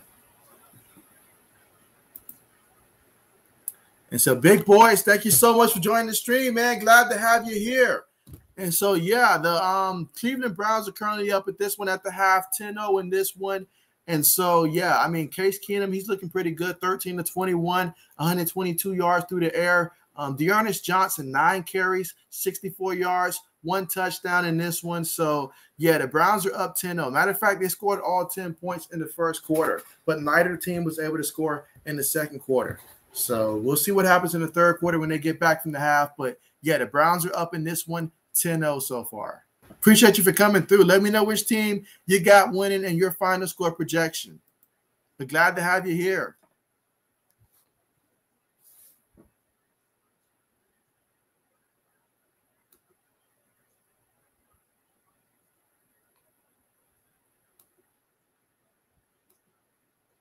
Right now, a big difference in this game is when you look at the Cleveland Browns in this one, as a team, 16 carries, 97 yards. I mean, the Browns look like they can really run the ball as much as they want to, honestly, in this one. But the Denver Broncos, they've only got 18 yards on the ground so far. So 6 carries, 18 yards. They're only averaging 3 yards a carry, but they've only ran the ball 6 times. And so normally, I mean, that would not be a problem. But you see Teddy Bridgewater, he looks like his foot may still be an issue right now. He's 7 of 10, 58 yards. Every time he's going deep, though, he threw that 1 interception trying to go into the end zone. That was picked off. So he's got no touchdowns, 1 interception. This one hasn't been sacked, but still, I mean, he does not look as comfortable right now. You know, he's coming back off of that foot injury, so that may be a problem right there. So if I'm the Broncos, I want to get some easy stuff, some small screens and stuff. You know, maybe get Williams going on the ground if possible, him, Gordon. But, yeah, they need more than 18 yards on the ground to help out this offense. That's for sure, especially with there being some wind and stuff, for sure. Let's see. Big Boy says, while I'm at work, just listening, headphones on phone in pocket. Gotcha. Absolutely. So, yeah, once this halftime is over, then, yeah, definitely we'll get back to those play-by-plays for sure. But, yeah, appreciate you for listening. Glad to have you listening for sure. But, yeah, so far it has been all Browns in this one. They're dominating time of possession. I mean, they had more than 20 minutes of time of possession in that one. Broncos, last I saw, probably about 7 minutes something in terms of time of possession. So they're clearly winning the time of possession stuff. So, I mean, my goodness, Cleveland is just looking really good, especially how they opened up the game with that opening drive as a touchdown. That is big. That is big. Let's see, Big Boy says, I work at a jail. Yes, I babysit grown adults. And so, well, you know what? That's something that Joel Embiid does not want any part of, babysitting. So kudos to you. Kudos to you. But, yeah, definitely understand that and appreciate you for joining, man. Appreciate you for joining. And so, Gridiron, thank you so much for joining the stream, man. Glad to have you here, man. And you say, yes, sir, Thursday Night Football on your birthday. So, hey, man, happy birthday to you, man. Happy birthday. Let me know how you plan on celebrating, whether you celebrate it today, whether you're going to celebrate on the weekend. I know tomorrow, Friday, for most of us, some of us, it's payday and stuff. So if that's the case, then, hey, let me know how you plan on celebrating, man. But, hey, congratulations to you and happy birthday to you, man. And for your birthday gift, I hope your 49ers go out there and get that W against the Colts when they play against them, I think, Sunday Night Football when they play. So I hope that's the case. And I know I've talked to a lot of 49ers fans, and so definitely let me know in terms of, do you want to see Trey Lance take over at this part moving forward, or do you want to see Jimmy G reinstalled in there? I feel like majority of the people at this point want to see Trey Lance just carry it on from here, especially since the season hasn't gone how I thought it was going to go, honestly, so far to this point. But that being said, I feel like you put Trey Lance in there, he comes in there, get things going, that could really inspire the team to take things off. I mean, you think of a couple things. I think of like Ben Roethlisberger, his rookie year. He came in and instantly, like, he brought up the team with him. And so obviously I know with Trey Lance, there might be more of a learning curve and stuff. Obviously we've seen that so far. But I just feel like if you put him in there and the team starts, winning some games, fighting hard, winning, and then, hey, that could work. That could work. And so, but yeah, happy birthday to you. Let's see. All right, so Gridiron says, I'm going to celebrate today. I'm just chilling at home. Okay, bet. And so is there going to be some cake involved? I love cake. I personally love cake. So velvet cake, chocolate cake. I just like cake all around. There's not too many cakes that I wouldn't eat. I'll say that much. Let's see. Gridiron says, I want to see Trey Lance, but I think Jimmy G should play one more game, and then we'll see what happens. And so, okay, and do you feel that after that one game that maybe Jimmy G should possibly be, like, do you want to see him traded during the season before the trade deadline? Do you want to see him traded after the season? Like, what's your thoughts on that? Because if you trade him during the season, you're probably going to get the biggest value in terms of just for him. But if he gets benched and stuff, and then you trade him after the end of the season, we'll have to see how that works out. But, yeah, definitely understand that, having Trey Lance, probably rest one more game, see what Jimmy's got one more game, especially against the Colts. That's certainly a winnable game right there. And so I agree with you there, because looking at the matchup, you see how the Colts played against Lamar Jackson, even though Lamar Jackson and company came back and won, but they had a lot of speed on defense. So that speed that Trey Lance has, that defense will be pretty quick. And so it probably wouldn't be as big of a matchup advantage as it's going to be throughout the rest of the season. But, yeah, Jimmy's got – if he can go out there one more game and show that he's worthy of, staying in terms of the starting quarterback, that works out as well. If not, at some point, got to move on to Trey Lance at some point. Let's see. Gridiron says he got a cool-looking cake. Nice. What type of cake is it?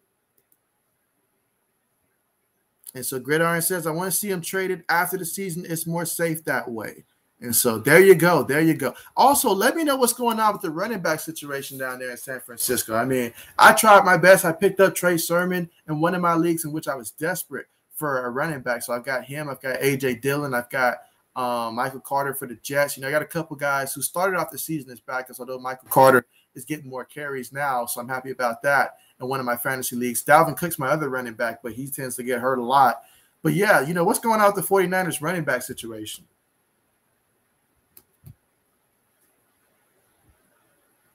And so let's see. And so you say just some Thanksgiving cake because why not? There you go. Hey, if it tastes good, that's good. You know, tastes good, makes you feel good. Feel good. You know, hey, your team plays good. I'm going to start that saying. I'm going to say if you feel good, your team plays good. There you go. But, yeah, I mean, obviously it's a very important situation right there for the 49ers against the Colts. Same for the Colts, vice versa in that one. I think it'll be a good game. It'll be a close game. And that's definitely going to be a game that I will be streaming on this channel because I always stream the Sunday night and Monday night football games along with Thursday night football. And then Saturday games, I find the best early, like the best games in terms of the first series of games that come on in college football early in the day. It just fits my schedule better to do that. And then I added Tuesday early basketball games as well. So, yeah, a lot of streams. All right, so here we go. We're getting ready for kickoff here, and Cleveland's going to be kicking it off to the Denver Broncos. So we're going to get to see what happens there. But, yeah, the Broncos are going to get a chance to come out here and try to right the ship. And, you know, if they can come out and score a touchdown on the opening drive, everything that we said about them in the first half will not matter. You know, if they can come out here and get some points on the first drive. And that's what you want to do if you're the Broncos. But let's see. Gridiron says, well, our running back seems to be okay so far, but I heard we're interested in Marlon Mack. And so absolutely, man, absolutely. I'll touch on that real quick before the kickoff gets on the way. But, yeah, Marlon Mack, I mean, there's a couple teams interested. The Chiefs, 49ers, Panthers, and Saints are the 4 teams that I've seen linked to Marlon Mack. I picked them up in my fantasy league for this purpose. I am hoping that he goes to the 49ers because for fantasy football purposes, that'd be good. Meanwhile, kickoff is on the way. Broncos are going to return it. Let's see, at the 20. Takes it all the way to the 21-yard line. So the Denver Broncos are going to take over 1st and 10 at the Denver 21-yard line. Teddy Bridgewater and company is going to come out here, and let's see what they do. He clearly wants to come out here and have a stronger first half than what he had stronger second half than what he had in the first half. But, yeah, that would be great if Marlon Mack went to the 49ers. That means my gamble would have paid off by picking him up in a 16-person fantasy football league. That is huge. And so, all right, absolutely, absolutely. All right, so Bridgewater up under center. You've got 2 receivers towards the bottom of the screen. Takes the snap, fakes it to the back. The pressure's in front of him. He throws the ball. It's caught by the tight end. That's fine. He lowers his shoulders, and he picks up 9 yards on the completion, making it a 2nd and 1 from the Broncos' 30-yard line. So Teddy Bridgewater, nice play fake, saw the pressure, threw the ball to his tight end, picked up 9 yards on the play. And we're going to have to see a lot of that in this drive right here to get this offense cranked up here. All right, so 2nd and 1. Bridgewater line up under center. You've got a fullback and a back in the backfield. 2 receivers on the play. Fullback goes line up at tight end. That's Noah Fant. The Browns, they're moving around on defense. They've got 4 guys in the line. 5 seconds till he has to snap it. Bridgewater up under center. Takes a snap. Hands it to the back. And the back gets the first down. That's Melvin Gordon. He gets the first down pickup of 3 yards on the play. Only needed 1, but he picked up 3. Now we're looking at 1st and 10 from the Broncos' 33-yard line. Again, early 3rd quarter here. First drive of the Broncos since halftime. Let's see what they can do. Good sign right there to pick up that first down. If I'm the Broncos, though, I really want to get Courtland Sutton involved in this game. I feel like he can present some matchup problems tonight. Bridgewater, line up in the shotgun. 1 receiver towards the bottom of the screen. You've got about 2 tight ends towards the top of the formation. Shotgun formation, 1 back in the backfield with him. That's Gordon. Browns look like they're going to send 4 to play. Bridgewater takes a snap. The Browns, they do send 4. He throws it, and it is completed. That's a 12-yard reception by Courtland Sutton. So nice play on that one, getting the ball. Get the ball to your playmakers and let them make plays. And you saw that time, Myles Garrett, he was getting close to Teddy Bridgewater. So he threw that ball, made a nice read. It was there. Good play. Another first down for them. 1st and 10. Let's see what's going to happen here.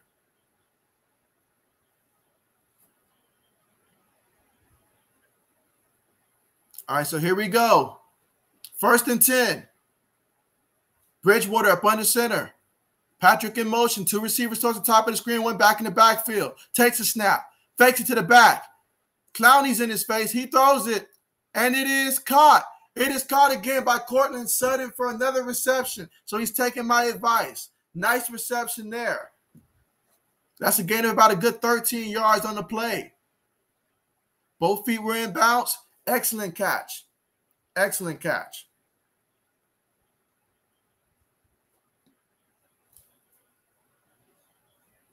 All right, so they hand the ball off to the back. He picks up about a good 3 yards on the play. That's going to take it to the Cleveland, let's see, 39-yard line. So this is a great drive right here for the Broncos. But, of course, you got to finish and get some points here.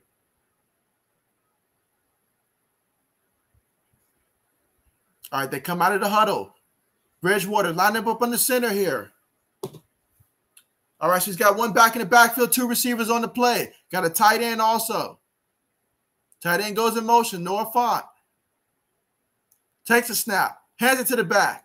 In the back, he's running. That's Gordon. Gordon gets about 5 yards on the carry. Now we're looking at 3rd and 2 from the Cleveland 34-yard line. So far in this drive, 6 plays, 45 yards, 3 minutes and 13 seconds in terms of time of possession. They've only had one drive prior to this in which they moved the ball, and that's when Teddy Bridgewater threw that interception. So he's got to make sure that he's smart with the ball. But on 3rd and 2, they only need to get 2 yards here. Let's see what they do. Out of the shotgun formation, you've got trips at the top of the screen. One receiver motions towards the bottom. Noah Fant at the tight end. One back in the backfield with him. Cleveland. Look like they send in pressure, but they only send 4. But the pressure's getting to him. Bridgewater, he's on the move. He throws it, and it's caught by the receiver. Pick up 4 yards on the play. Takes it to the Browns' 30-yard line. So how about the Denver Broncos coming out the half here with some energy on offense, looking to try to make the play, and let's see if they can keep this going. But great job. Bridgewater's making some good reads on this drive. Meanwhile, being chased by Myles Garrett, that is not fun for anybody. But here we go. 1st and 10. Let's see what's going to happen. All right, so Bridgewater in the shotgun again. 2 receivers towards the bottom of the screen. One at the top of the formation. Takes a snap. Brown send 5 this time. He throws it. And that's caught by the receiver Hinton, and that's going to be 11 yards on the reception at the Cleveland 19-yard line. So we've got a 1st and 10 at the 19-yard line by the Denver Broncos on this one. So Bridgewater looks like he's heating up right now. So far in this game, 12 of 15, 107 yards, and 1 interception in this game.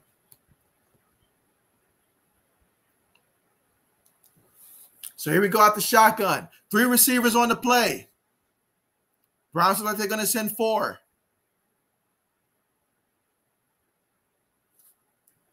All right, Bridgewater takes a snap. He hands it to the back on the draw, and that's going to be a pickup of 2 yards on the carry by Melvin Gordon. So he called the draw on that one, picked up 2 yards on the carry by Gordon, and so that's going to make it 2nd down. And let's see, they're saying 3 yards to 2nd and 7.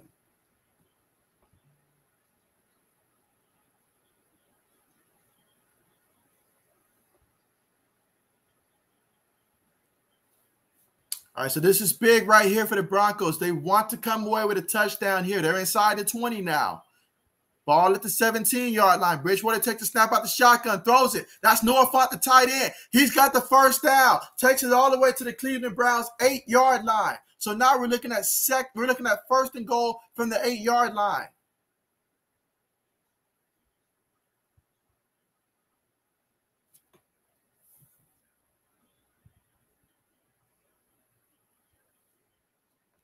All right, so now we've got a 1st and goal here.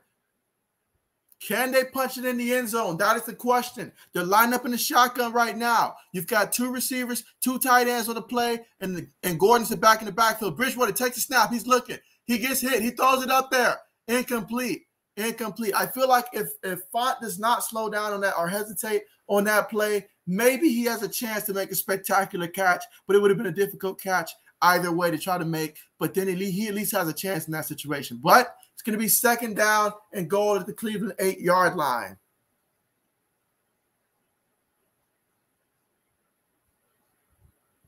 Again, I feel like this is huge if they can come away with a touchdown here. But again, coming away with some points, the way that the defense has played in the 2nd quarter, if they can keep that going, that'll be big here for the Broncos. Let's see. Out of the shotgun formation, Sutton's at the bottom of the screen. They take the snap. They hand it to Gordon.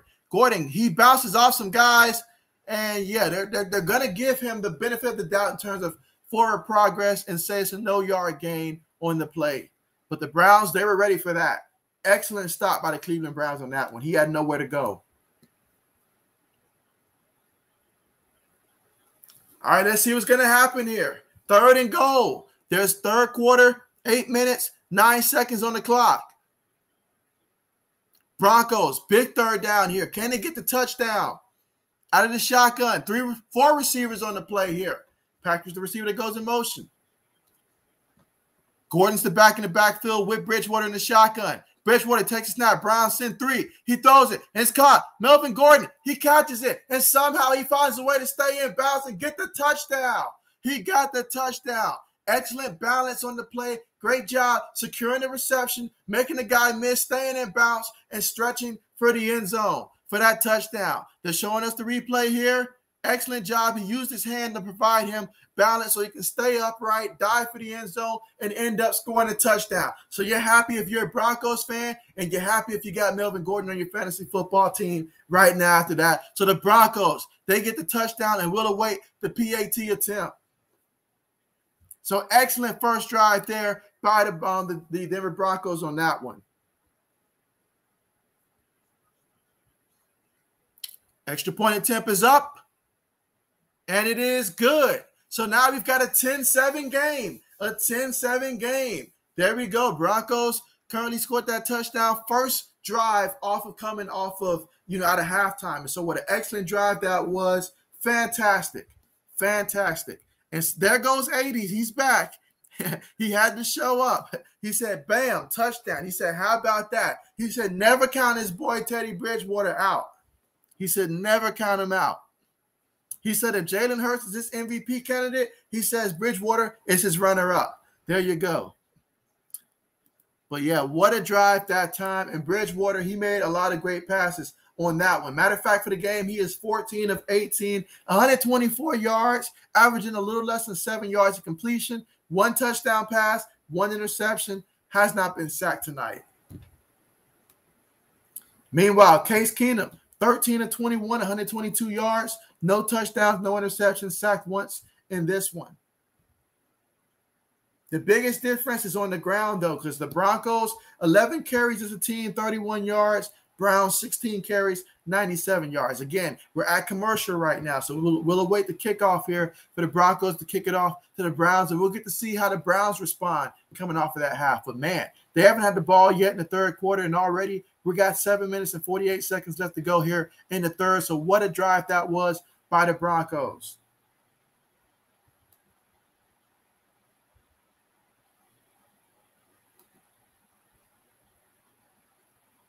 Again, that touchdown drive was 13 plays. We're talking about 79 yards off of that one. And so, yeah, about 7 minutes and 12 seconds off the clock. 7 minutes and 12 seconds in terms of time of possession, that last possession off the clock. When you play like that, wow, like you make a defense frustrated. You keep your defense fresh. You don't give the other team offense a chance to get things going as much because they know if they don't score, we can literally take off quarters. We're talking about taking off half a quarter basically at this point. So what a drive that was for the Broncos. Absolutely huge on that one. So now we got ourselves a game here. And that's the first touchdown of the game. That just attests to the defense tightening up. Obviously, that first drive of the game, the Browns were able to score on that opening touchdown. But since then, the Broncos have only given up 3 points since then. So we'll see how this goes.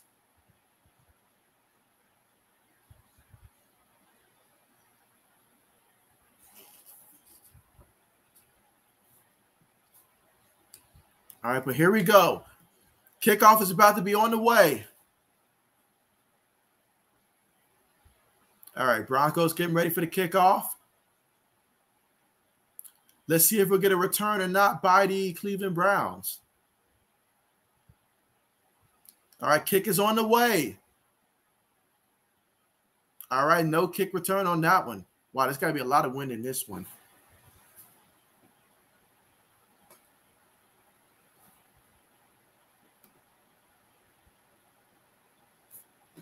Well, at least that extra point gets my kicker something for the Broncos in this one, so I'll say that.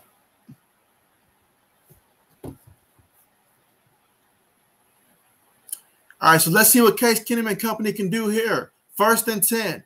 Ball at the 20-yard line. I'm sorry, 25-yard line. All right, 3 receivers on the play, 1 back in the backfield. Case Keenum making adjustments, takes a snap, hands it to the back, and he gains about 2 yards on the carry, but there is a penalty. There's a penalty. Let's see what they call.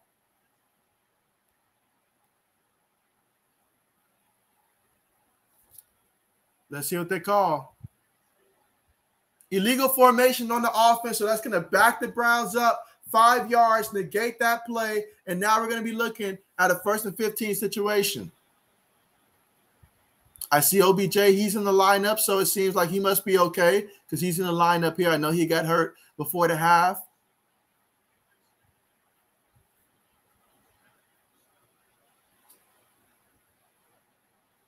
All right, 1st and 15. They've got 2 tight ends on the play, 1 back in the backfield. The back is Johnson in the backfield. Harrison, the tight end, goes in motion. 2 receivers take the snap. Keenum's looking. He throws it, and it is completed. That's OBJ with the reception. So that's going to be a completion of 6 yards on the play. That'll be OBJ's first reception of the night.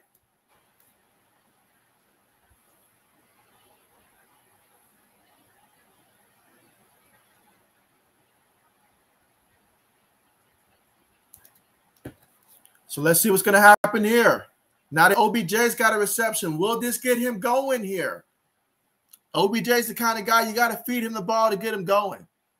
Let's see, 2 receivers, 2 tight ends to the play, 1 back in the backfield. Play fake to the back. He picks up the block. Broncos in pressure. He throws it. It's caught. OBJ with the reception. That's a gain of about 17 yards. And now OBJ, you can tell he's feeling himself right now. He is feeling himself right now. He's feeling confident. Nate, there's nothing like having a receiver that's confident. I'll say that. So Case Keenum, he wants to heat up now. So back-to-back receptions for OBJ.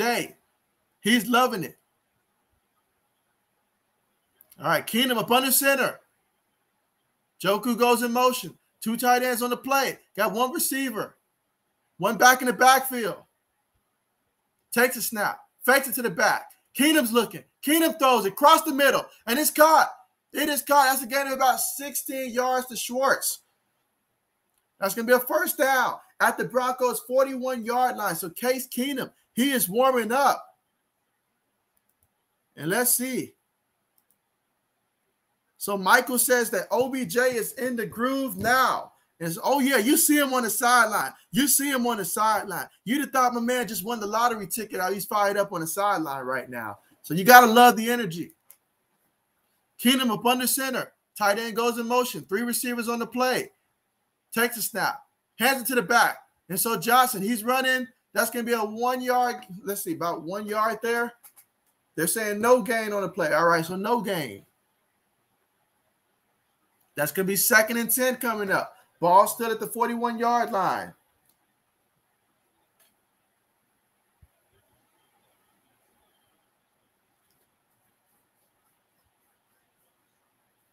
All right, come on, Cleveland. Let's not forget about my man Johnson now. Help my fantasy team. Do it for my fantasy team.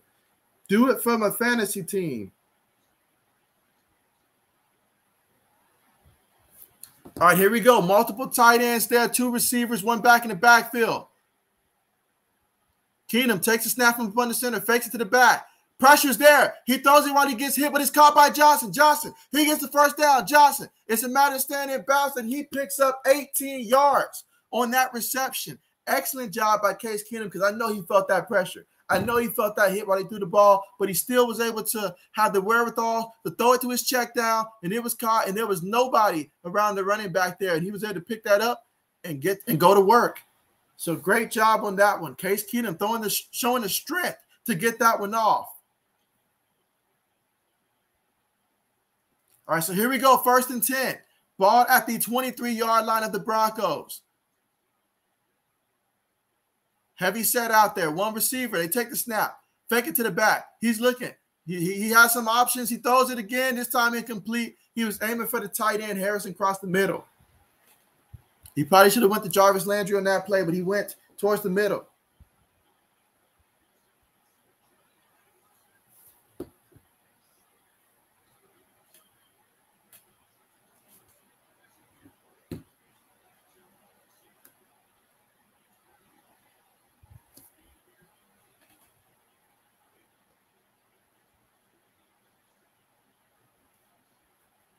All right, here we go. 2nd and 10 out of the shotgun formation. You've got 4 receivers on the play. Felton, he goes in the backfield. He's running around. Let's see, they take the snap. They hand it to Johnson. Johnson, he has a hold. Johnson, he gets close to the first down, about a yard, half a yard shy of the first down. That's a 9-yard gain. Takes it all the way to the Broncos' 14-yard line. So can the Cleveland Browns respond here? It's 3rd and 1. And so let's see what they do. From the Broncos 14. So far on this drive, 7 plays, 61 yards, 3 minutes and 57 seconds off the clock.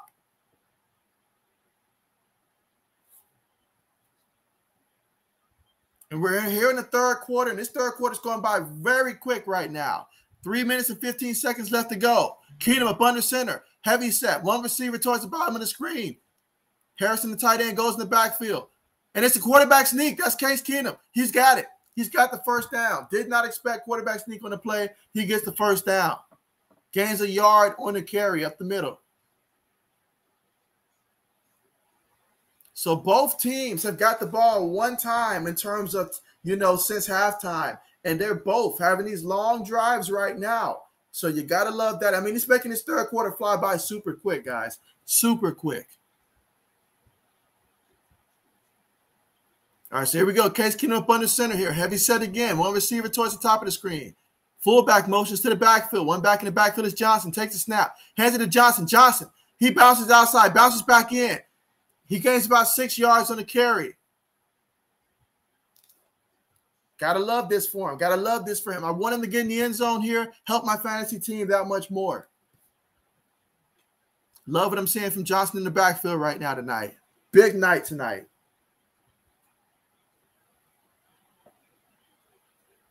So here we go, 2nd and 4. Ball's at the Denver 7-yard line. Let's see what they do. Heavy set formation. Keenum up under center. 1 back in the backfield. 1 receiver towards the top of the screen. Takes a snap. Heads to the back, Johnson. Johnson trying to find something. Johnson gets a yard on the carry. Now we're looking at 3rd and 3 from the Broncos' 6-yard line. So far on this drive, 10 plays, 69 yards, 6 minutes in terms of time of possession on this drive alone. So they're responding, doing what the Broncos did, but can they finish how the Broncos did? There's a big difference between getting 3 points and getting a touchdown in this scenario right now, especially seeing that the Broncos just drove it down and scored a touchdown last time. So what will they do here? 3rd and 3 with Case Keenum in here, lining up in the shotgun. This time, no backs in the backfield right now, so no backs in the backfield. 5 wide. Landry towards the bottom of the screen. Let's see.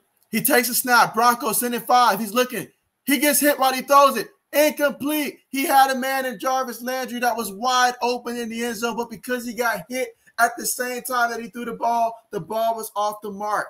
So that could have been and would have been a touchdown, but big right there for the Broncos and that pass rush to get a hit on him because Landry was open. Of all the guys out there, how in the world do you let Jarvis Landry get open? But here we go, 4th and 3. Let's see what they're going to do. They're going to go for it. They're going to go for it. All right, so here we go.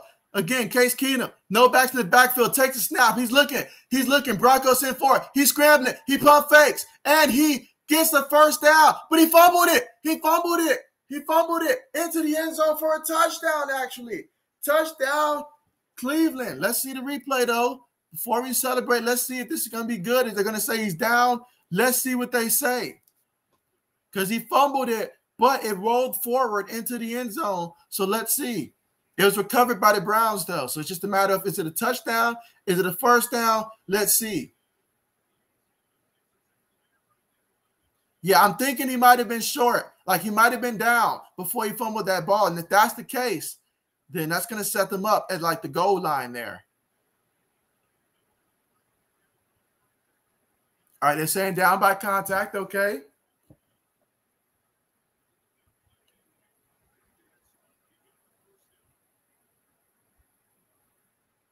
All right, so yeah, they're saying he's down, okay, just shy of the end zone. And let's see, 80s, he's hoping that this isn't a touchdown. Let's see, he says no touchdown. Let's see. All right, so here we go. Case Keenum, they've got the goal line formation.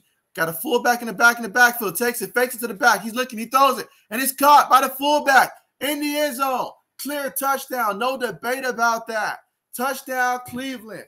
Again, the 1 yard completion to the fullback. Again, I said he reminded me of Peyton Hillis back there. He has that look to him. But what a play. I really wish they would have handed it to my boy Johnson, though, for my fantasy football team, though. That would have really helped. But nevertheless, a touchdown for the Cleveland Browns. Now, let's await the extra point here. Right now, it's 16-7. Let's see if they get the extra point.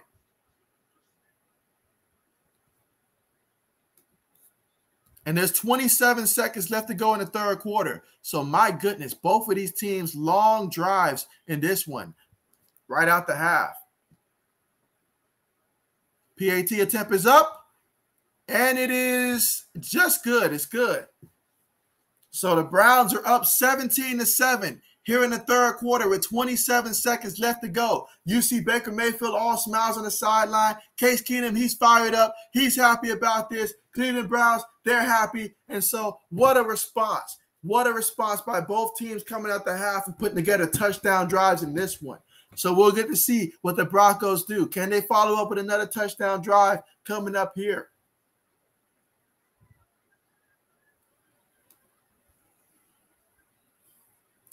But yeah, that drive right there, my goodness, guys, my goodness. We're talking about 13 plays, 75 yards, 7 minutes and 21 seconds off the clock in terms of time of possession, similar to what we saw from the Broncos. And so, wow, both teams, excellent job.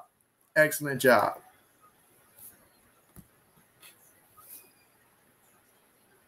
And so, yeah, 80s, this is a touchdown here.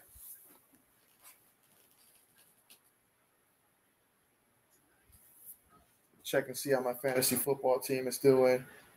Yeah, this is the game that we desperately needed to have tonight for my fantasy football team.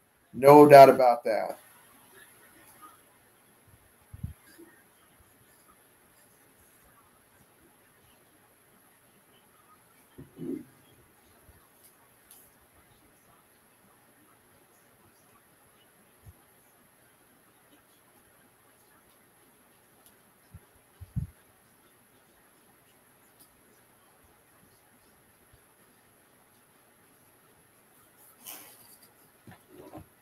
So, yeah, we're just waiting for the commercial to end right here before we have kickoff.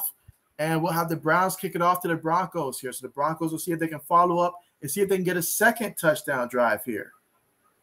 Now, I will say this. As long as it took them on that first drive, if they have another drive like that, that's going to make things a little bit harder if they're not able to stop the Browns the rest of the way if you take that much time before you score, especially if the Browns take that much time as well before they score. That's a lot of time possession off the clock here from both teams.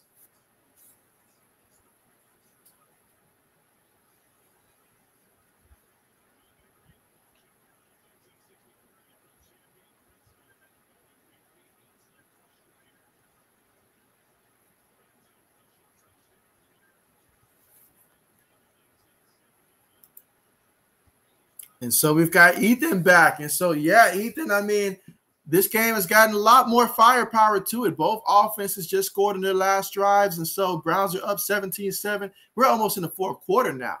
So, yeah, both of those teams, long drives, extended 11, 13 plays respectively, over 7 minutes of time of possession for each team. That's impressive. That is impressive. Kick is on the way. All right, so it's we're going to have a return. Let's see, 10, 15, 20. Takes it all the way to about the 25-yard line. So the Broncos will take over 1st and 10 at the 25-yard line. Spencer with the 21-yard return on the kick return.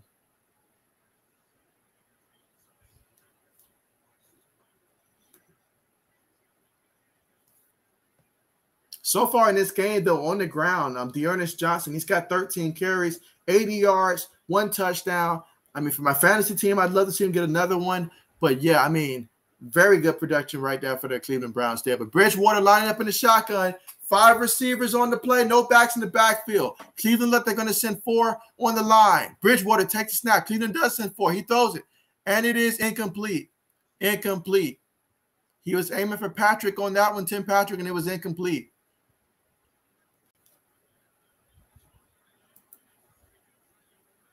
Ethan says, how is Johnson doing? Yeah, so my man Johnson, yeah, like on the ground, 13 carries, 80 yards, 1 touchdown, and receiving-wise, 2 receptions for 22 yards in this one. I'm mad they didn't give him the ball and give him a chance to get a second touchdown because he really could have did that. He really could have. Meanwhile, out of the shotgun formation, receiver goes in motion, 3 receivers on the play. Bridgewater takes a snap. He throws it to the back. That's Williams. Williams, he's running, and he gets 8 yards on that reception. That's going to make it 3rd and 2 for the Broncos here. So we're looking at a 3rd and 2 from the Denver Broncos 33-yard line. Big 3rd down here. They're going to want to convert, but this should take us to the end of the 3rd quarter here. All right, so yeah, that's going to take us to the end of the 3rd quarter. So when we come back, it's going to be 3rd and 2 for the Denver Broncos, a very important 3rd down, which they must convert. And 80 says, JB, don't count the Broncos out. The Broncos out like you did the Ravens against the Colts. And so once again, 80, you know that was not the case. That was not the case. I said that they very well could make a comeback in that one, and they did. And they did. But I think the Browns win this one. Browns win this one. Let's see. Ethan says, how is Sutton doing? So, yeah, Cortland Sutton in this one, he has 3 receptions for 56 yards in this one. He's averaging about 18.7 yards a reception in this one, but he has not gotten in the end zone. And, yeah, just 3 receptions for 56 yards.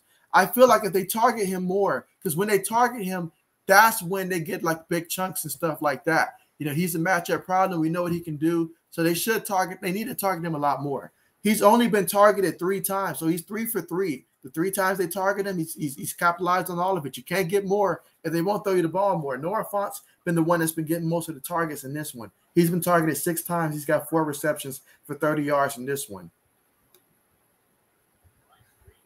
But, yeah, right now we're currently waiting for the start of the 4th quarter right now, and the score is Cleveland's up 17-7, and the Broncos currently have the ball 3rd and 2 at the Broncos 33-yard line. So, yeah, they got the work cut out for him. They got to find a way to go out there, get this 1st down first of all, then go from there. But on the day, Teddy Bridgewater 15 of 20, 132 yards, 1 touchdown, 1 interception. Case Keenum 18 of 28, 180 yards, 1 touchdown, no interceptions, sacked once. And let's see, I mean, like anybody who started the Broncos running back, whether it's Melvin Gordon or if you're in a 16-person league and you started Javonte Williams this week, I mean, Gordon has 1 receiving touchdown. I will say that. He's got 1 receiving touchdown, but only 18 yards on the ground, 14 yards receiving-wise, so that touchdown is big for him. Williams, 3 carries, 13 yards, so they've pretty much been shutting him down. 4 receptions, 17 yards in this one.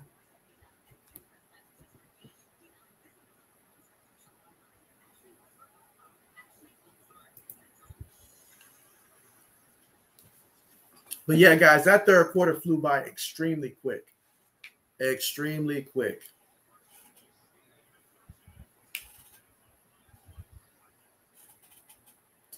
All right, so let's see. Here we go. Big 3rd down here for the Broncos. 3rd and 2. Let's see. Bridgewater in the shotgun here. Williams is the back in the backfield with him. You've got 3 receivers towards the bottom of the screen. Patrick goes in motion towards the top. So 3 receivers on the play. Let's see. Browns look like they're going to send 4.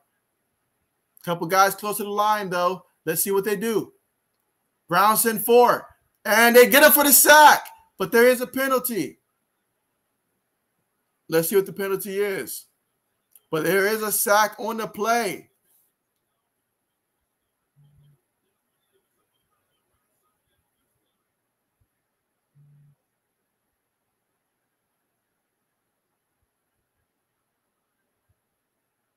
All right, so it's holding on the offense. So the penalty is going to be declined, and that's going to bring up 4th down as a 4th and 7 from their own 28-yard line of the Broncos here. So they're going to have to punt the ball. That is big right there.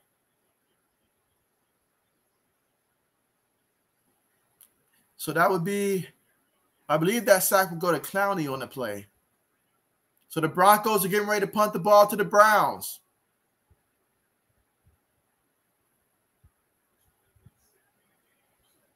All right, so punt's on the way. Will we get a return? No return on the play. So that's going to be at the 22-yard line. 1st and 10 at the 22-yard line. The Cleveland Browns will take over.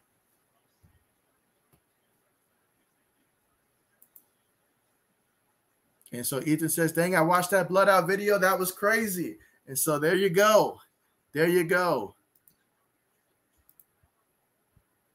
Let's see. 80 says that was BS call. And so 80 is not happy with the call. He is not happy with the call. Not happy. He's like, how dare you do that to Teddy and his Broncos?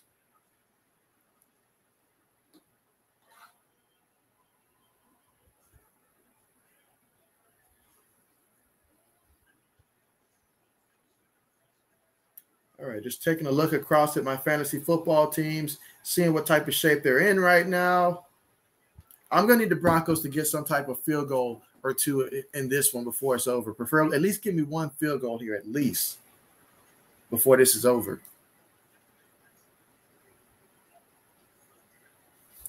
But, yep, waiting on the commercial to be over. And when we get over, it'll be first down for the Cleveland Browns at their own 22-yard line. And we'll see what Cleveland can do. We will see what they do. I expect him to keep running the ball with Johnson. That would be what I would do if I was them, you know, mixing in Felton every now and then, but keep running the ball with Johnson.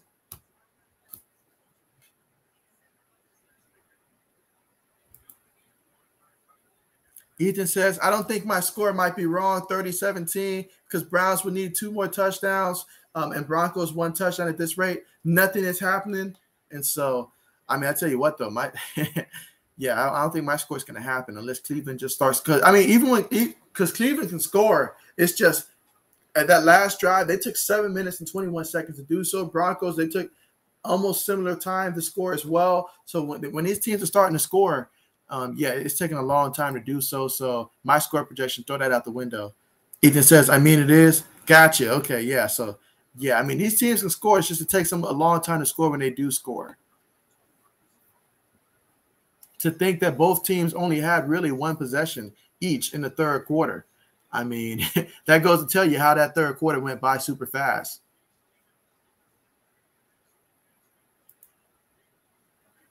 And so there you go. Hey, but it happens to the best of us. Believe that. I mean, I was dead wrong about the Chargers and Ravens game. Dead wrong. All right, so here we go. Let's see. Case Keenum going to line up in the shotgun here. Johnson's the back in the backfield with him. Joku goes in motion. 3 receivers on the play. Broncos look like they're sending 4. Landry goes in motion now. They take the snap. Fake it to the back. Keenum's looking. Keenum pump fakes. Hits the floor. He's okay, so he throws it on the turf there. That's going to be 2nd and 10. Let's see. Ethan says Teddy is getting it going. Just get it to Sutton, and we are chilling.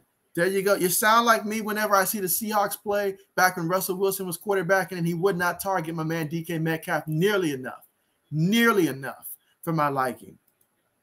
It always went to Tyler Lockett. I was like, did you forget how good DK is out there?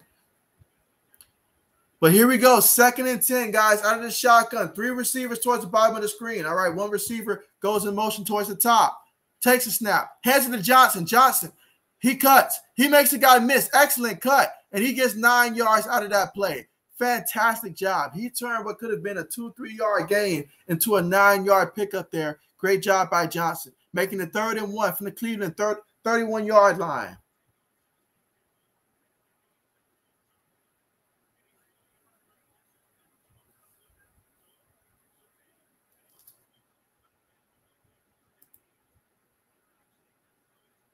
AD says only 2 scores away. All right, so here we go. So Case Keenum lining up. Let's see, 5 wide, no backs in the backfield. All right, this time Feldman. He goes in motion. They toss it to him. Felton, he's got the first down and then some. Let's see, that's a pickup of 4 yards on the play.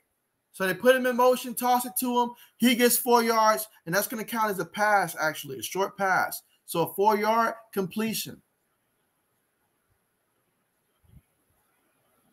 So we've got a first down to work with. So far in this game, the Browns have 19 first downs. Broncos have 9.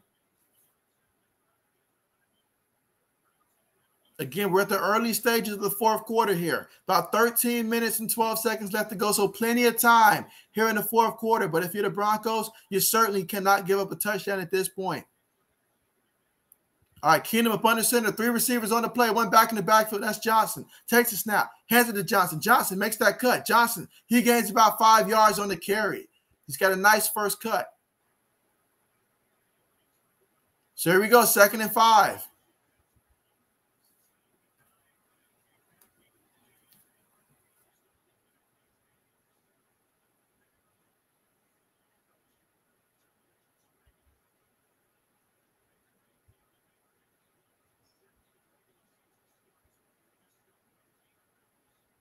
All right, here we go, 2nd and 5. Out of the shotgun, 3 receivers on the play, went back in the backfield with him. He hands it to the back. He tosses it to the receiver. And let's see if he gets the reverse, and he loses 2 yards actually off of that reverse. So they try a little bit of trickery there. End up losing 2 yards on the play. And so Ethan, he shares my frustration. He says he's kind of mad they didn't get Johnson a chance in that last drive to punch it in. I need those fantasy points as much as possible. We're in the same boat, especially this week, where there's so much of my team being on bye weeks. I mean, only players that's not on the bye week is everybody that I got playing this week. Everybody else is on a bye week.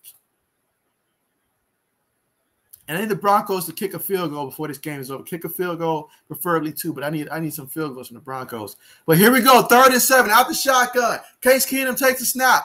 He throws it, and it is caught. It is caught by Jarvis Landry with the reception. What a play. Now, it looks like they're going to review it. It was near the sideline, but my man, he ran some great routes. He's telling the Browns to hurry up and let's snap the ball. But replay steps in and says, let's take a look at it. So let's see the replay here.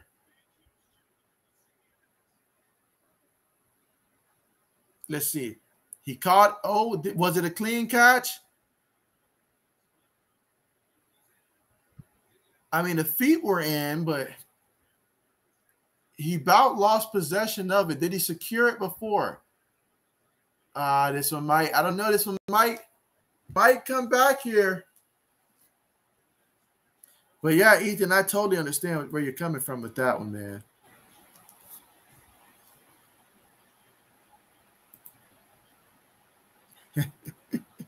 AD says, JB, why did they give the start to Keenum and not Manziel? Cleveland would have a heart attack if they saw that man come out the locker room for them right now. Like he is a reminder of everything that went wrong for this organization. Just my goodness. Oh, good old Johnny. Let's see. 80 says that it's a catch. So 80 says that it's a catch. He says it's a catch, and he's convinced that it is a catch. But this is very important, really important here in terms of it being a first down or not. But, of course, we're on commercial right now. And when we get back, we'll see what the officials say while the play is being reviewed right now.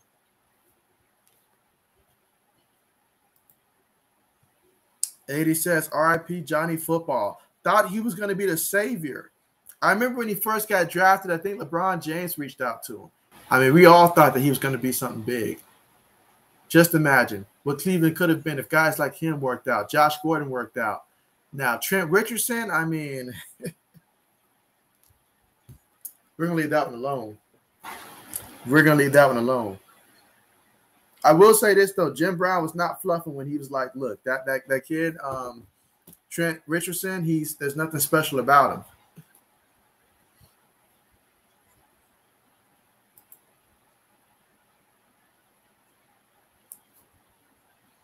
But, yeah, they are reviewing the play, and right now we are at a commercial. So when we return from commercial, I'll be sure to update you guys on what the official's word is on that catch, whether or not it was indeed considered a catch.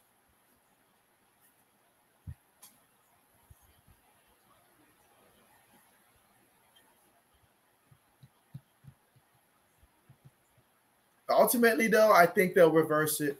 I mean, for no other reason than simply look at the receiver. He wanted them to snap the ball. Jarvis Landry wanted them to snap the ball quickly, get that play on the road before a replay booth can look at it. And, yeah, that didn't work out.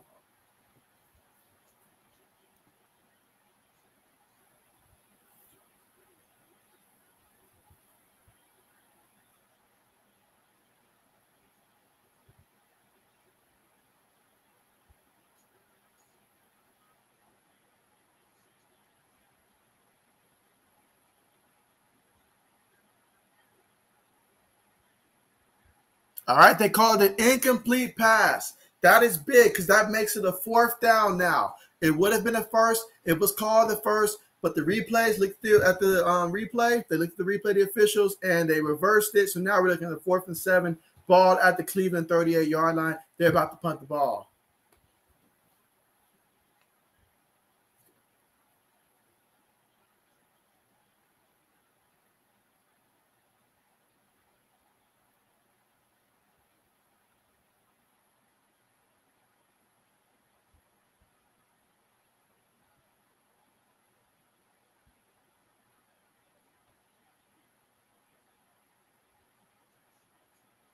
Okay, here we go.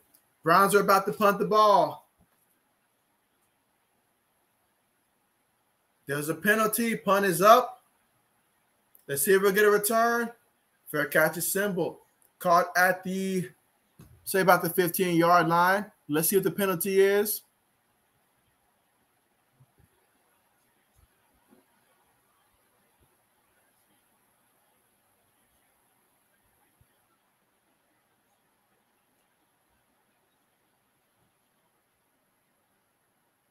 All right, so they're saying that it's going to be against Cleveland, that penalty.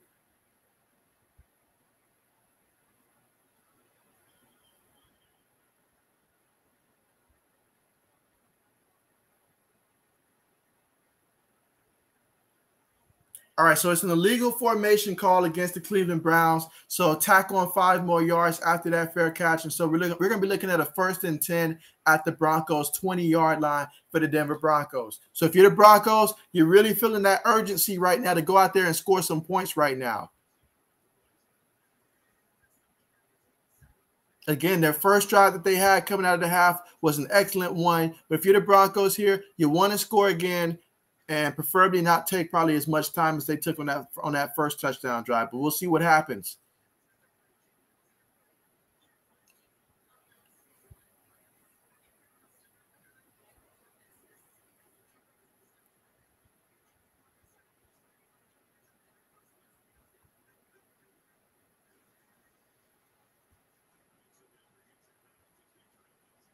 All right, so here we go. 1st and 10. Bridgewater up under center. Multiple tight ends on the play. Patrick goes in motion towards the top of the screen. 2 receivers towards the top, 1 back in the backfield. Bridgewater snaps it, fakes it to the back. Brown send 4. He's looking. He throws it to the back, and the back drops it. That's incomplete.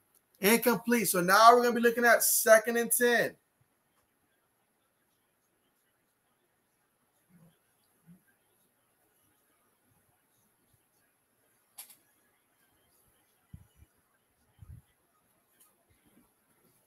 Yep, looking at 2nd and 10. All right, so Bridgewater's going to line up in the shotgun formation right now. 4 receivers on the play, 2 at the top, 2 at the bottom. 1 back in the backfield with Bridgewater. I believe it's Williams. He takes a snap. Brown sent 4. He throws it to Williams at the backfield, and Williams, he's able to get 5 yards out of that, but there is a penalty.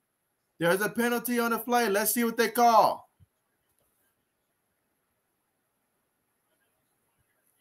This can be big because right now it's a 5-yard gain. Let's see what they call.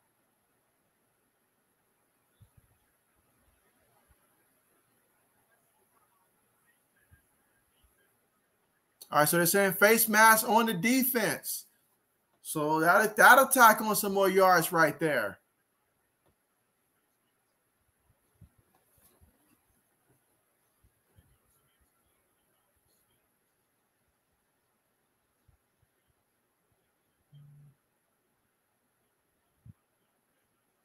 This just in, Von Miller will not be returning to the game, but that his x-ray did come back clean, but he's not going to be returning to the game. Bridgewater up under center, takes a snap, hands it to the back. That's Williams. Williams, he's running. Williams gains about a good 7 yards on the carry. So that's going to make it 2nd and 3. Ball at the Broncos 47-yard line.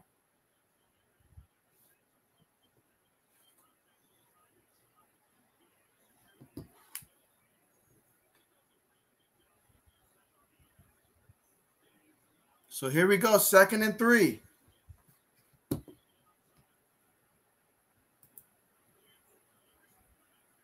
And so Ethan's like, Sutton, he wants something to go Sutton's direction here. But here we go, 2nd and 3. We've got 3 receivers on the play, got a tight end. Bridgewater takes a snap. He's looking. He throws it. And this time it's caught by Cortland Sutton. And that's going to be a pickup of 2 yards on the play.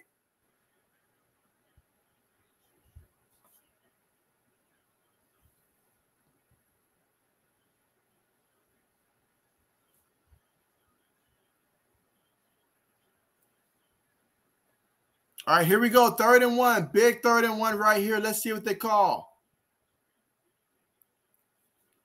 They're at midfield right now. Let's see what happens. Heavy formation. One back in the backfield. Bridgewater takes a snap. Runs up. Okay, quarterback keeper up the middle for a pickup of 2 yards on the play. That was the quarterback sneak.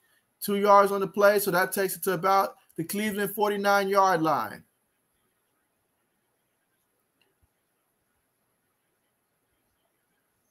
Yeah, so this half, they've got more first downs than the Browns, 9-7. They also have more yards now, 98-96 in this half. Bridgewater up under center again. Tight end goes in motion. 2 receivers on the play, multiple tight ends. One back in the backfield. 5 seconds left on the play clock. 9 minutes left to go in this game. Bridgewater takes a snap, fakes it to the back. He's looking. He's looking. He's going to go deep. And it is incomplete. He was aiming for Tim Patrick. Incomplete.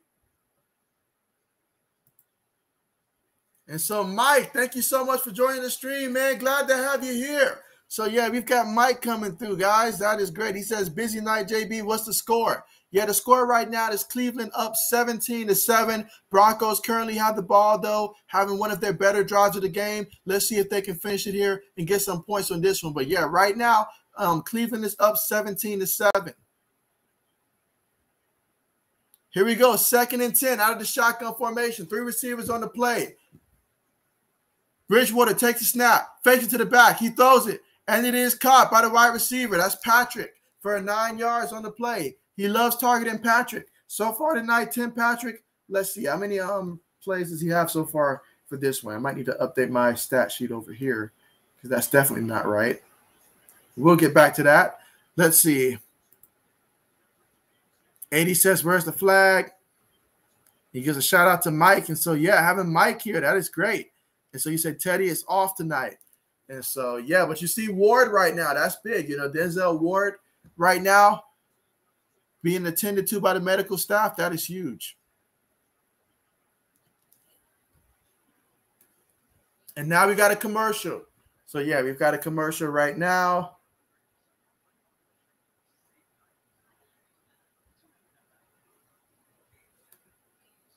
So, yeah, we got commercial here, but it'll be 3rd and 1 coming up at the Cleveland 40-yard line. So if the Broncos can find a way to get a first down and stuff like that, they got to come away with some points, I feel like, on this drive. Preferably a touchdown, but even if it's just a field goal, come away with some points. I mean, for my fantasy team's sake, it'd be nice if it was a field goal, but, yeah, you got to come away with some points here. 6 plays, 31 yards, 2 minutes and 43 seconds so far in terms of time of possession.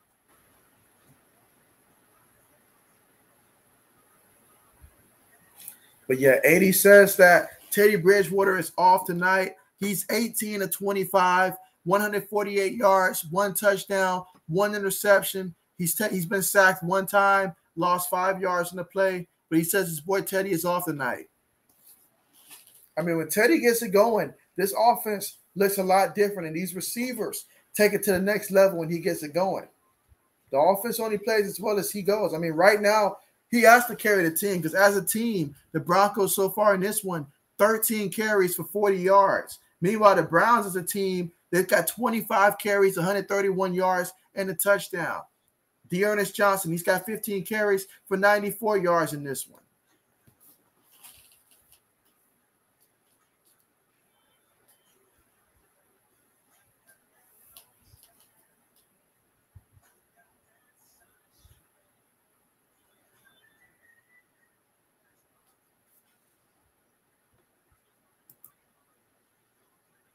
Let's see, Mike says, yo, 80s. And so there you go. There you go.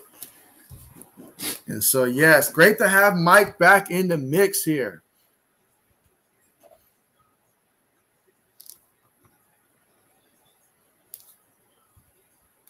I'll tell you what, Mike, I mean, you're such a regular on the channel that last Tuesday, my dad was asking, he was like, where's Mike at? I didn't see Mike. And so, yeah, because he's always watching the stream as well. So he was like, where's Mike at?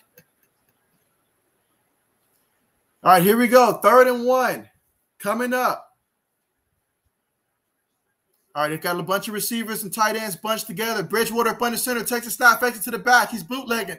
He's running and bootlegging. He throws it, and it is caught. It is caught by Cortland Sutton.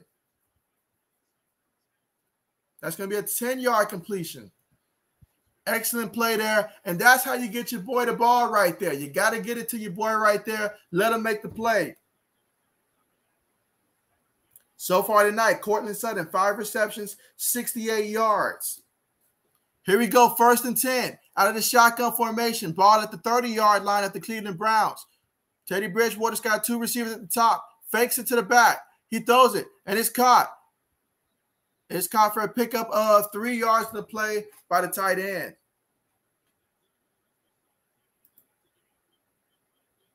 So Mike says, thanks, guys. Been crazy. Yeah, definitely understand. Definitely understand that, Mike. Absolutely. Absolutely. All right, so here we go. 2nd and 7. We're in the 4th quarter. There's 7 minutes and 32 seconds left to go in this one. Out of the shotgun. Receivers are bunched close to the line. Let's see. 2 receivers on the play. Got a tight end and 2 on the play as well. 5 seconds left to go on the play clock, and they're going to burn a timeout. Let's see. Cleveland calls a timeout here. So 4th quarter, 7 minutes and 19 seconds left to go in this one, and the Cleveland Browns, they burned their first timeout of the night.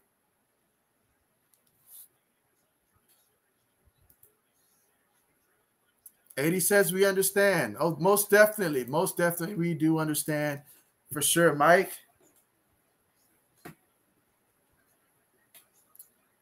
Absolutely. And so just a reminder, make sure everybody press the thumbs up button as well. You know, if you haven't pressed it already. And anybody that's watching that's new, make sure that you do subscribe to the channel to be a part of these future streams and to be notified of which games I will be streaming. The next stream that I have will be Saturday when I will be streaming Wake Forest going down to Army. And so Wake Forest, they're ranked number 16 in the country. They're 6-0. Army right now, they're 4-2. They have an opportunity for a big upset here if they're able to win this one. So I think it'll be a good one to watch. And so we'll be streaming that one. We have not streamed either of those teams this far. I've been itching to watch Wake Forest this season. And so I felt this would be a great opportunity. And so absolutely, let's see.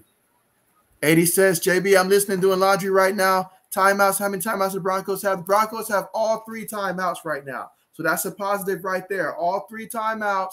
They got the ball within the 30, so definitely within field goal range. So definitely those are positives right there. Enough time in the 4th quarter that as long as they score on this drive and the defense can play well, that'll be good.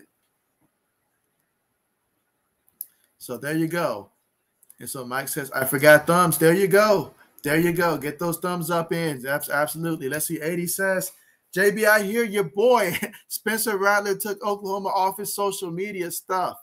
I wouldn't be surprised. If I was Oklahoma, I'd take him off my social media stuff, you know, because they have a commitment of excellence. They've had some great quarterbacks go through there. I know we talk about Baker Mayfield, but still, he was a good one that went through there. Jalen Hurts, he went through that organization. He found success there. Kyler Murray, he had success there. A lot of guys had success there consecutively. You know, we're talking about consecutive Heisman Trophy winners and stuff. And so Spencer Rattler, if he was all that stuff, believe me, he would not. He would still be the starting quarterback if he was all that. He's not. But Caleb Williams, I like this kid. I like this kid a lot. And now that he's with Oklahoma, you can tell the difference now that I have a lot more respect for Oklahoma in terms of what they can do this year because he just makes them that much more better. He's the difference from winning the game 56 to like 20 or barely winning it like 27, 26 because the other team missed a field goal or something like that. All right, so here we go out the shotgun formation. 5 receivers on the play. Teddy Bridgewater. Let's see what he's going to do. 2nd and 7 at the 27-yard line of the Browns.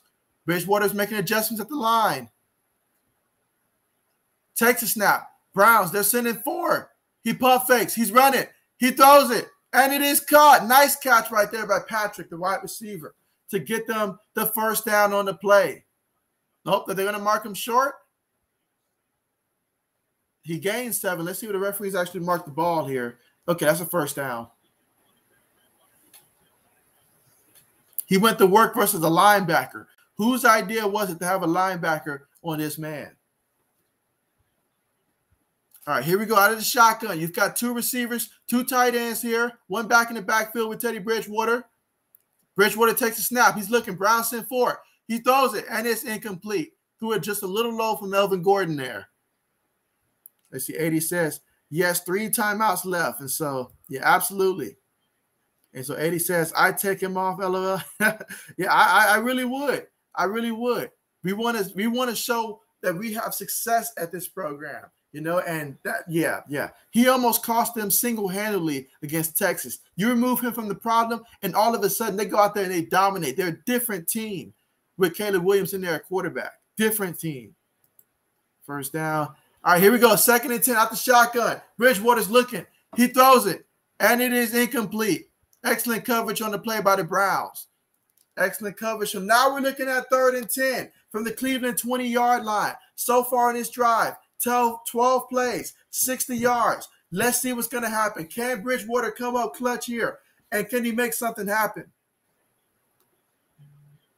Judging by his tendencies so far in this one, let's see. So far, Noah Fant and Javonte Williams have the most targets, 6 apiece. Let's see. Bridgewater out of the shotgun. 3 receivers on the play. 1 tight end. Williams is back in the backfield. Bridgewater's looking. He throws it. That's Noah Fant. He caught it. And he lowers his shoulders. He dives. He gets the first down. I believe that's a first down, and it is a first down. 1st and 10 at the Cleveland 10. 1st and 10 at the Cleveland 10. How about that? And let's look at that replay. Yeah, he was near the sideline. He lowered his shoulders. Up, the play is under review. They're saying, I see his foot look like it was sliding there. The play is going to be under review. So they're going to look to make sure that this was a first down. 80 says, JB, 5 guys for dinner tonight. I wish we had this conversation earlier, 80s. That would not have been a bad idea. Would not have. I took the Chinese route, though, but that would not have been a bad idea at all. I might have to do that tomorrow, honestly. Let's see. Mike says, any college tonight? So, Mike, I'm not sure if you're aware of this, Mike, but last night was a good college football game that was playing. You had number 14, Coastal Carolina versus Appalachian State. Appalachian State ended up upsetting Coastal Carolina with the final score being Appalachian State 30, Coastal Carolina 27. So, there we go. So, but in terms of tonight, I know there is one that I think was playing tonight. Oh yeah, they've got Louisiana versus Arkansas State playing right now. Louisiana's up 28-27 near the goal line in that one. 2 minutes left to go in the 4th. Tulane is losing to SMU. SMU is winning 55-26 right now in the 4th quarter. So those are the 2 games that's currently playing right now in college football. Well, let's see. And we are at commercial for anybody that's listening. We are right now at commercial right now. So we're not missing anything because they are reviewing the play as well. So, yeah, we're at commercial. The play is under review. Right now, again, the Broncos have the ball, and they're determining if it is a first down or not. But with 6 minutes and 18 seconds left to go in the game in the 4th quarter, it's important that the Broncos come away with some points here, but they really want a touchdown. They really want a touchdown here. And so let's see.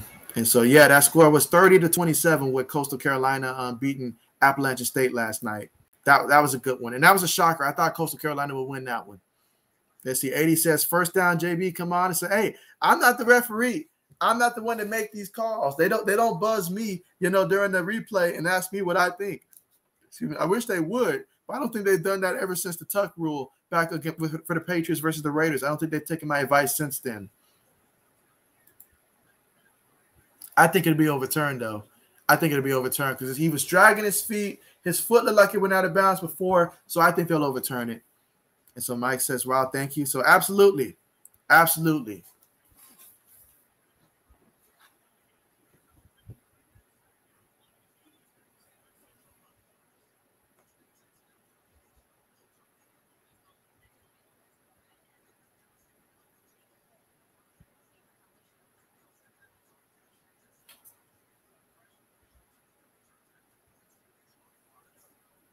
All right, so here we go.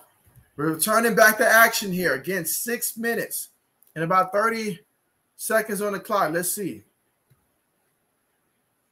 All right, so they overturned it. So now we're looking at 4th and inches here. And the Broncos, they're going to go for it. They've got 2 receivers on the play, 1 receiver at the bottom of the screen. Let's see if they'll get it. Earlier in this game, they did do a quarterback sneak. Let's see if they go with that again or if they're headed to the back.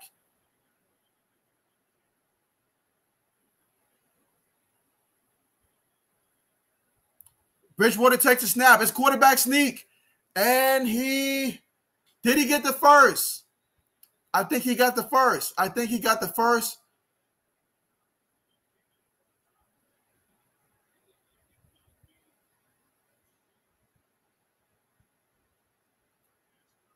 Oh, yeah, he's got the first down. So first down by the Denver Broncos. They called a quarterback sneak on 4th and inches, and Teddy able to get the first down. So now we've got ourselves a 1st and goal situation from the Cleveland 10-yard line. Bridgewater in the shotgun, takes the snap. Cleveland sends 4. He's looking. He throws it in the end zone, and it is incomplete. Incomplete. He threw it to Patrick. Patrick caught it, but he had 1 foot in, 1 foot out. In the NFL, you got to find a way to get both feet in, buddy. You got to find a way to get both feet in. But he went towards Patrick, incomplete. I know we got a couple people here that want Cortland Sutton to get the touchdown reception, so we'll see. But that's a catch. You got to find a way to get in. But excellent job by the defensive back for being able to push him out of bounds. But here we go. Out of the shotgun, 3 receivers on the play. Make that 4 receivers on the play. 1 back in the backfield. That's Williams with him. Bridgewater takes a snap. Brown send 4. Bridgewater's looking in the pocket. He's moving. He cuts the other way. He's still looking downfield. He's running. He's going to try to run. And he gets out of bounds. That's going to be a gain of no yards on the play. Gain of no yards on the play.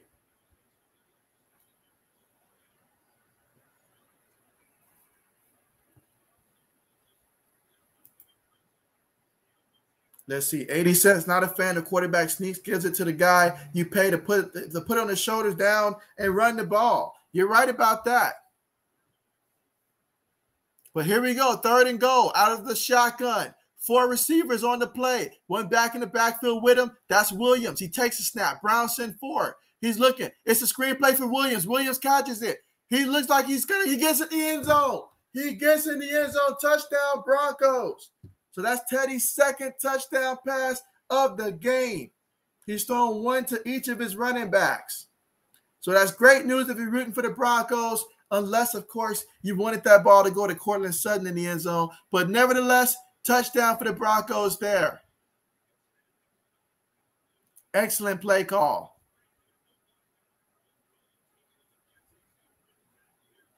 And let's see. 80 says touchdown, touchdown, touchdown, touchdown.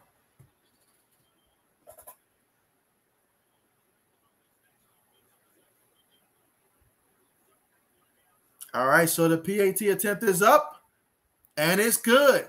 And so at 5 minutes and 17 seconds left to go, I will raise the question that I always do when the game is close. Will this game possibly go to overtime? The Browns are currently up by 3 points here. There's 5 minutes and 17 seconds left to go here. If the Browns are unable to score, it would be very possible that maybe the Broncos might have enough time to go down there and try to get a field goal, if not outright win this. But yeah, now's the time for some updates. Let me know, who do you guys have winning this one? You know, now's the time to say it. We can update our picks. You know, nobody's going to remember what you said early on and how far you were off. Right now, who do you have winning? Broncos or Browns? And your final score projections. Now it's the time to input it. 80 says, JB, you're the king of overtime streams. And so honestly, it feels like every game that I pick just about either goes to overtime or it gets very close to going to overtime. Unless it's just an outright just blowout.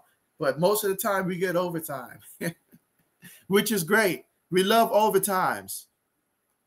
But great response by the Broncos. Since the half, the Broncos have scored all of their 14 points in the second half. Meanwhile, Cleveland, they scored in the third quarter. You know, they came out, got 10 points in the first, didn't score in the second. 7 points in the third, hasn't scored so far in the fourth. How will things end here? Let's see. 80 says that he's got the Broncos winning 21-17. So he doesn't think that Case Keenum can make a case for getting any more points in this one. So I hear that one. So that's his pick. He's got the Broncos winning this one. So Mike says JB overtime. So he said, there you go, JB overtime or J-Bot. JB overtime. There you go. There you go. So, yeah, I mean, my pregame, like the pick that I picked pregame was the Broncos to win this game. But in game, I've been going with the Cleveland Browns here. So I'll stick with my in game pick here, and I will say that the Browns win this one.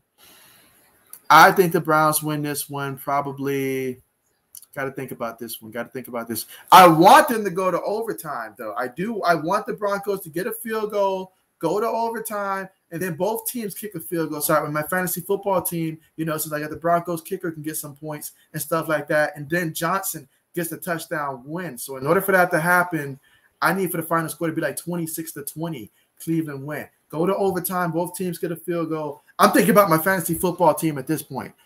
At this point. So let's see. Mike says, "Oh, Baker out." Yeah, Mike. You've got Baker Mayfield out. You've got Nick Chubb out. You got Kareem Hunt out. But you did have Jarvis Landry return. You did have OBJ return in this one. And in terms of, let's see, Mike says, any good sacks? Let's see. We got the kickoff on the way. There's going to be a return. Let's see. He takes it all the way to about the 26-yard line of the Cleveland Browns on that kick return. So Cleveland's going to come out 1st and 10 from their own 26-yard line with 5 minutes and 17 seconds left to go in this one.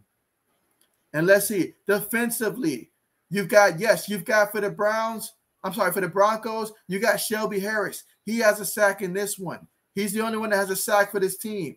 And you look at the Cleveland Browns, Myles Garrett has a sack and a half. Jadeveon Clowney, he's got half a sack in this one. So a total of 2 sacks. Jadeveon's got half a sack. Myles Garrett, he's got 1.5 sacks. Landry goes in motion. Case Keenum up on the center, takes a snap, fakes it to Johnson. He's looking, he throws it, and it's caught. That's Hooper. Hooper makes one guy miss. Hooper, he gets some yards, 8 yards on the pickup.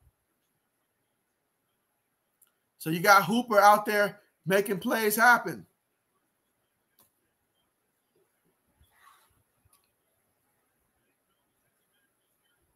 So here we go, 2nd and 2. Again, 4th quarter, 4 minutes and 42 seconds left to go in this game. But we've got a 2nd and 2 situation. Let's see what happens. Johnson has had one heck of a game for the Cleveland Browns in this one. And so let's see if they continue to feed him. Case Keenum up under center.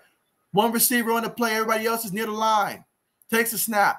Hands it to the back. That's Johnson. Johnson, he's got some room. He's got some room. Does he have some speed to him, though? And what a game that was for 20 yards. My man, the Ernest Johnson, and he is out there earning it. I should call him the Earning Johnson because he's out there earning it today, folks.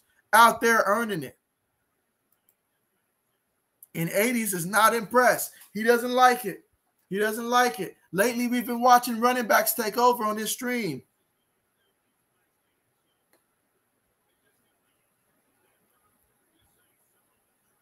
So here we go. 1st and 10. Again, there's 3 minutes and 45 seconds left in this one. Denver's got all 3 timeouts. The Browns, they have 2. Case Keenum's up under center here.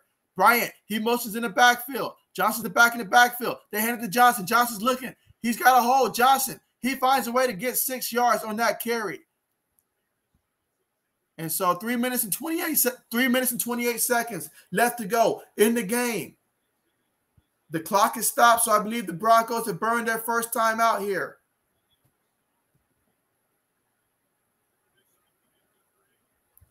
And so Dearness Johnson in his first ever start, 100 yards on the ground. Way to really make a name for yourself. Perfect opportunity, primetime game against a defense like the Broncos. You come out here, no Nick Chubb, no Kareem Hunt. You come out here and be the man and get 100 yards on the ground in an important matchup for your team. Gotta love it. But here we go. 2nd and 4. 3 minutes and 30 seconds left to go in this one. And Mike says Coach Dante knows Case Keenum. He does know Case Keenum. You will not get Coach Dante to talk about Ryan Mallett, though. Like I'll talk about him more than Coach Dante will. He will not talk Ryan Mallett with you. Case Keenum up under center. One receiver on the play, takes a snap, fakes it to the back. He's looking. He throws it, and it's caught by his man, Jarvis Landry. Caught for 7 yards, takes it all the way to the Broncos' 33-yard line. 3 minutes and 20 seconds left to go. And right now, 80s is not loving this at all. He says crap again. There you go. I can imagine 80s right now with that Urban Meyer look that I've seen so many times. But he just, oh, man, you see Jarvis Landry right now. This does not look good. He looks like, yeah, he's hobbling off there. Oh, man, I did not see him get up like that. So, yeah, I'm just seeing now that Jarvis Landry, he had to exit the game. He's clearly feeling pain right now, hoping the best for him. He just came back tonight. So, oh, man. But Case Keenum up under center, takes a snap, hands it to the back. That's Johnson. Johnson trying to get to the outside. Johnson falls forward, gets 3 yards on the play. So I'm loving what I'm seeing from this kid, Johnson. Right now, 18 carries, 123 yards, and a touchdown. 80 says, yes, he does, Mike. But, yeah, Landry had to come off on the field on that one. He's physically frustrated right now. He just came back, just missed some weeks. So there you have it. That's big. Because Landry coming out here. You saw earlier OBJ had left before the half, but he came back and stuff like that because of his shoulders. So his shoulders not 100% right now. So if you're the Cleveland Browns, you're worried. You're really worried right now about your receivers. You want everybody to heal up, and you're glad that after this game is over, you're going to get the rest because you're going to need the rest before you have that matchup. I believe it's against the Pittsburgh Steelers when they return. So you're going to want to make sure you are rested up for that one. But, yeah, the Broncos, they burned their second timeout, so we're just waiting for them to return. But it's 2nd and 7. Ball at the Denver Broncos 30-yard line. 2 minutes, 36 seconds left to go in this one. I say keep feeding the ball to Johnson. Keep feeding the ball to Johnson and let him take you to the end zone. Case Keenum up under center. Bryant goes in motion towards the backfield. They hand it to Johnson. Johnson cuts up. Johnson stays on his feet. Johnson pushing guys backwards. Johnson gets the first down. Give it to my man D. Ernest Johnson and let him earn his money out there. There you go. You have to love a man that just goes out there and plays with heart, especially in your first game. He's not showing any nerves or anything. He looks like he's been doing this very routinely. Happy for him. 80 says that JB jinxed the OT. Hey, anything is possible.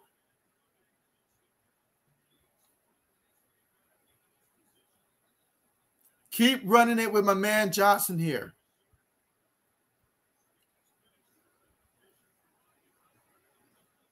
He's got 152 yards total in this game and 1 touchdown. Great decision to pick this man up and start him this week.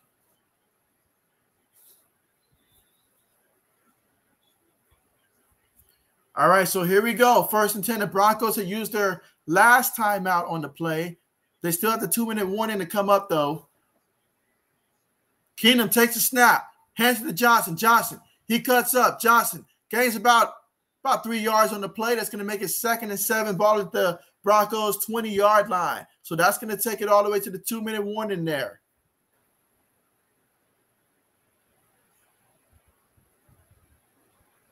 Yeah, that's going to take it all the way to the 2-minute warning.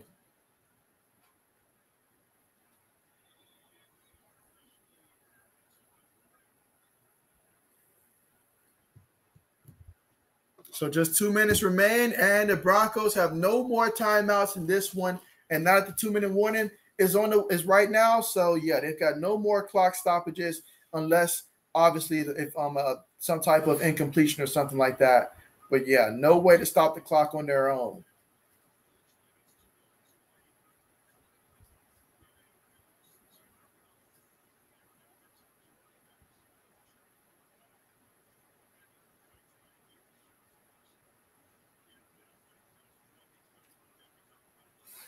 The Ernest Johnson, he's been huge. And so far on this drive, We're talking 7 plays, 54 yards, 3 minutes and 17 seconds.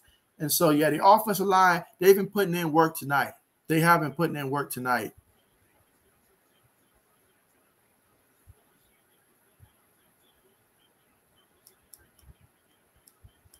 All right, so here we go. Case Keenum's calling the play in the huddle right now. Multiple tight ends in on the formation. Case Keenum's going to line up under center here. Only one receiver, and that's at the bottom of the screen. One back in the backfield, takes a snap, hands it to the back. That's Johnson. Johnson, he's about 2 yards shy of the first down, so it's going to be 3rd and 2 at the Broncos' 15-yard line. Again, the Broncos cannot stop the clock here. So, yeah, they're running down the clock here. And another first down, that'll be game.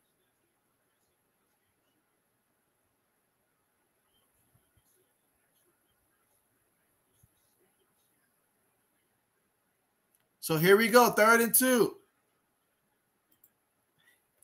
And talk about 180s. And so I'm going to call you 180 at this point, 80s. You said, it's over, JB. I told you the Browns would win. And so now you turned on your boy Teddy. Let's see, Case Keenum up on the center. Trying to draw him off sides here. And they call a timeout. So they let it run down as much as possible. And Cleveland called a timeout. 1 minute, 13 seconds left to go. But, yeah, I'm going to have to refer to you as 180 at this point, 80s, because you pulled a 180 on your team right now. And they need you the most on this 3rd down to try to get a stop. You punt on your team. Well, you punt on the Broncos and your boy Teddy Bridgewater. That's cold. That's cold.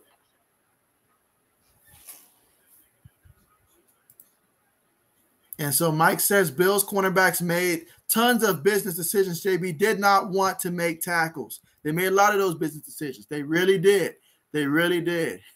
I mean, when King Henry got going, yeah, they wanted no part of that. And so Case Keenum up under center. Tight end goes in motion. Takes a snap. Hands it to Johnson. Johnson, he's running. He's got space, but he gets to the ground. He doesn't want to give me that second touchdown in fantasy football, but there is a flag. There is a flag. So hold everything. Hold the celebrations. Hold everything. There's a penalty. Let's see what they call.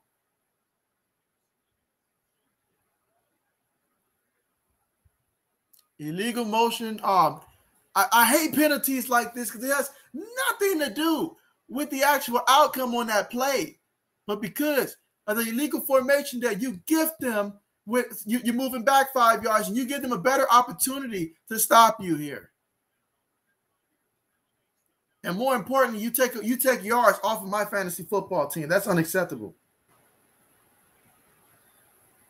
All right, but here we go. 3rd and 7 out of the shotgun this time. You've got Hooper in at tight end, 3 receivers on the play. He takes a snap, hands it to the back. Look at Johnson go. Look at Johnson. He gets the first down. He still gets the first down. He's just been that dude tonight. He's been that guy. And that's it. That's going to do it. That's the game. The Cleveland Browns are going to win this one 17-14. And so D. Ernest Johnson, that's the name. That's what's going to be trending tonight. He earned it. He earned it out there. What a performance my man had tonight. 22 carries, 146 yards, averaging 6.6 yards a carry, and a touchdown. He also has 2 receptions for 22 yards. And now Case Keenum's going to come out, and he's going to take a knee, and this is it. It's a wrap. The game is over. The Cleveland Browns find a way to win despite being shorthanded, not having their star running backs, not having their quarterback. They saw one receiver exit the game. They saw the other get injured and return, and yet they still found a way to win the game. What a performance here by the Cleveland Browns. Give credit where credit is due. Case Keenum, he did good. 21-33, 199 yards, and a touchdown tonight. Was sacked 1 time, but no interceptions. Did not turn the ball over. Great job by the Cleveland Browns. Meanwhile, Teddy Bridgewater, 23-33, 187 yards, 2 touchdowns, 1 interception. That big interception that he threw in the first half, that was huge because they was in field goal range. Either they get 3 points or a touchdown. Then we're talking about a different outcome. The Broncos have to be frustrated losing to the Cleveland Browns team that they know was banged up tonight. Absolutely big. But huge win for the Cleveland Browns here. Huge win.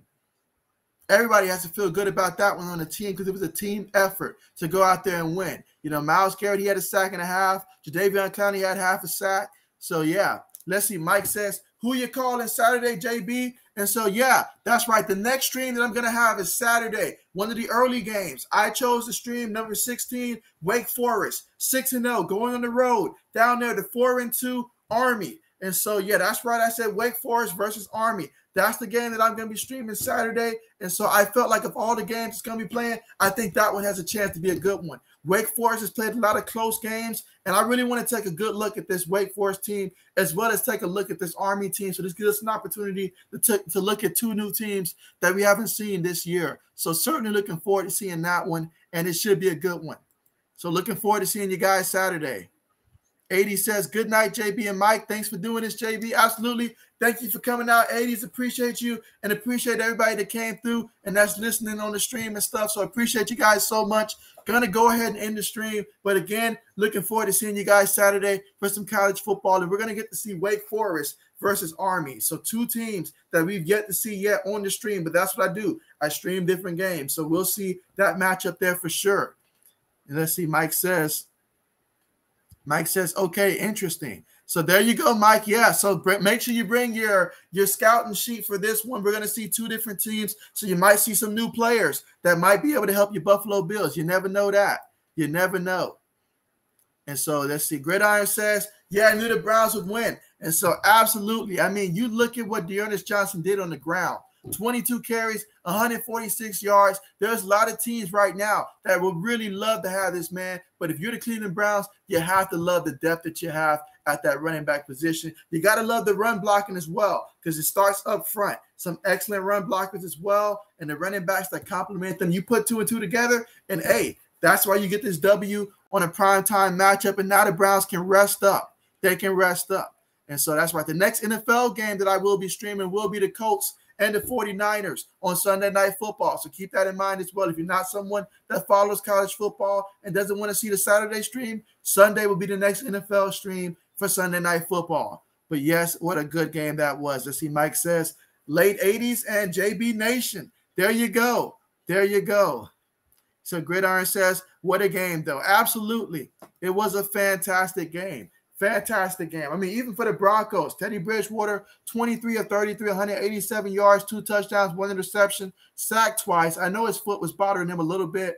I feel like the Broncos, though, they didn't get enough on the ground. They did not do enough running the ball, and that was the difference. The Browns had 182 yards on the ground, while the Broncos had just 41 yards on the ground. So you let a team get 141 more yards than you on the ground, odds are you probably lost that game, especially if you did not outpass them and stuff like that. But still, it was a very great game. What a game. And yes, it was good. And so, yeah, absolutely. Good night to you, Gridiron. And thank you so much for coming through, man. Look forward to seeing you next time. But yeah, you guys take care. Have a great night. And hey, tomorrow's Friday. That might mean payday. Might be the end of the work week for some, but still, Friday, that means the weekend is upon us and we'll have even more football. So you guys take care.